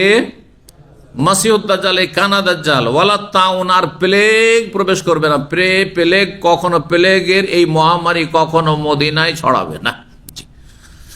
মদিনার সাথে মক্কার এই ফজিলত আছে কি না দ্বিমত থাকলেও আশা করা যায় যে মদিনার যে ফজিলত রয়েছে মক্কার ফজিলত তার চাইতে কম নেই, সুতরাং মক্কাতুল মুকাররমায় হয়তো ছড়াবে না, আল্লাহ তাআলা আলম। কারণ আরেকটি হাদিস রয়েছে যে মদিনা শুধু নয়, মক্কাতেও দাজ্জাল প্রবেশ করতে পারবে না। এই দুটো নগরীর হেফাজতের জন্য ফেরেশতা নিযুক্ত থাকবেন, ফেরেশতা নিযুক্ত থাকবেন। 5732 নম্বর হাদিস বর্ণনা করছেন হাফসা বিনতে সিরিন, তিনি বলেন কাল আলী আনাস মালিক রাদিয়াল্লাহু তাআলা আমাকে বলেছেন যে কাল আলী আনাস মালিকিন ইয়াহিয়া বিমা কুলতু মিনাত তাউন, ইয়াহিয়া নামক এক শিশু ছিল, বেমা মাতা, সে কিসে মারা গেছে, কি কারণে মারা গেছে? কুলতু মিনাত তাউন, প্লেগে আক্রান্ত হয়ে মারা গেছে। কালা রাসূলুল্লাহ সাল্লাল্লাহু আলাইহি ওয়াসাল্লাম, তখন রাসূলুল্লাহ বলেন আত-তাউন শাহাদাতুন লিকুল্লি মুসলিম, প্লেগে আক্রান্ত হয়ে কেউ যদি মারা যায় তাহলে সেটি তার জন্য শহীদের মর্যাদা, শহীদের মর্যাদা। শহীদ দুই রকমের, এক হচ্ছে হাকিকি শহীদ মানে সত্যিকার অর্থে শহীদ, আর একটা হচ্ছে হুকমি বিধানের দিক থেকে, হুকুমের দিক থেকে শহীদ। হাকিকি শহীদের জন্য বেশ কিছু ভিন্ন বিধান রয়েছে, যেমন তাকে গোসল দেওয়াইতে হবে না, তার শরীরে রক্ত লেগে থাকবে। হাকিকি শহীদকে শহীদুল মারেকা, যে যুদ্ধের মাঠে কাফেরদের বিরুদ্ধে আল্লাহর কালেমাকে উঁচা করে, দুনিয়ার স্বার্থে নয়, আল্লাহর কালেমাকে উঁচা করার জন্য লড়াই করেছে এবং সেখানে কাফেরদের হাতে নিহত হয়েছে, সেই ব্যক্তি হচ্ছে হাকিকি শহীদ। তার ক্ষেত্রে বিশেষ বিশেষ বিধান রয়েছে। আর তার জানাজারও প্রয়োজন নেই, কারণ জানাজা হচ্ছে দুয়া, তার এই আপনাদের আমাদের মতো লোকের দুয়ারও প্রয়োজন নেই, তার সেজন্য তার জানাজাও নেই। জি, কত বড় মর্যাদা তার। হাসরের মাঠে হাজির হবে সেই শহীদ, আর রক্ত ঝরতে থাকবে, যেই যে রক্ত ঝরেছে রণক্ষেত্রে জেহাদের ময়দানে রক্ত ঝরতে থাকবে, আল্লাহর সামনে হাজির হবে, সেটি তার বড় সাক্ষী হবে যে আল্লাহ তোমার রাস্তায় রক্ত ঝরিয়ে জীবন দিয়েছিলাম, ব্যাস সেটি তার মুক্তির জন্য যথেষ্ট। জি, কিন্তু যারা হুকমি শহীদ, প্লেগে মারা গেছে, হ্যাঁ, পেটের রোগে মারা গেছে, তারপরে পক্ষাঘাতে মারা গেছে, হেজাতুল জাম, অথবা এই ধরনের যেসব বিভিন্ন রোগ, হ্যাঁ, ডুবে মারা গেছে, হ্যাঁ, আগুনে জ্বলে মারা গেছে, কোনো কিছুতে চাপা পড়ে বা অ্যাক্সিডেন্টে মারা গেছে, তারাও শহীদ। হ্যাঁ, এইরকমই নেফাস প্রসূতি অবস্থায় যে বাচ্চা ভূমিষ্ঠ হতে গিয়ে যদি বাচ্চা ভূমিষ্ঠ হওয়ার আগেখানে প্রসব বেদনায় অথবা তারপরে বা সেই সময় যদি মারা যায় তাহলেও শহীদ। নবী সাল্লাল্লাহু আলাইহি ওয়াসাল্লাম বলেছেন জল মারাত তামুতু বিজামইন বা নেফাসিন ফাহিয়া শহীদ, সেও শহীদ। এগুলি হচ্ছে হুকমি শহীদ। এদেরকে গোসল দিতে হবে, অবশ্যই দিতে হবে। এদের জানাজা পড়তে হবে, জানাজা পড়তে হবে। জি। 5733 নম্বর হাদিস। হাদিস বর্ণনা আবু হুরায়রা রাদিয়াল্লাহু তাআলা আনহু, নবী সাল্লাল্লাহু আলাইহি ওয়াসাল্লাম বলেন, আল মাবতুনু শহীদ, পেটের রোগে, পেটের যন্ত্রণায় আক্রান্ত কেউ যদি, পেটের মেলা রোগ আছে, পেটে ক্যান্সারও হয়, তাহলে ক্যান্সারে কেউ যদি মারা যায় তো শহীদ ইনশাআল্লাহ। হ্যাঁ, পেটের যে কোনো রোগ, লিভার ফাংশন, কিডনি ড্যামেজ হয়ে, লিভার ড্যামেজ হয়ে, আর কিছু হয়ে, পেটে যা কিছু হোক না কেন, যত রোগ রয়েছে, মাবতুন বাতন থেকে, বাতন মানে পেট, পেটের রোগে আক্রান্ত কেউ যদি মারা যায় তাহলে সে শহীদের মর্যাদা পাবে। ওয়াল মাতউন শহীদ, মাতউন তাউন থেকে, প্লেগে আক্রান্ত কেউ যদি মারা যায় তো সেও শহীদ। জি, এখানে আজকের আলোচনা শেষ করছি। ওয়া জাযাকুমুল্লাহু খাইরান ওয়া সাল্লাল্লাহু ওয়া সাল্লাম আলা মুহাম্মদ ওয়া আলা আলিহি ওয়া সাহবিহি আজমাইন।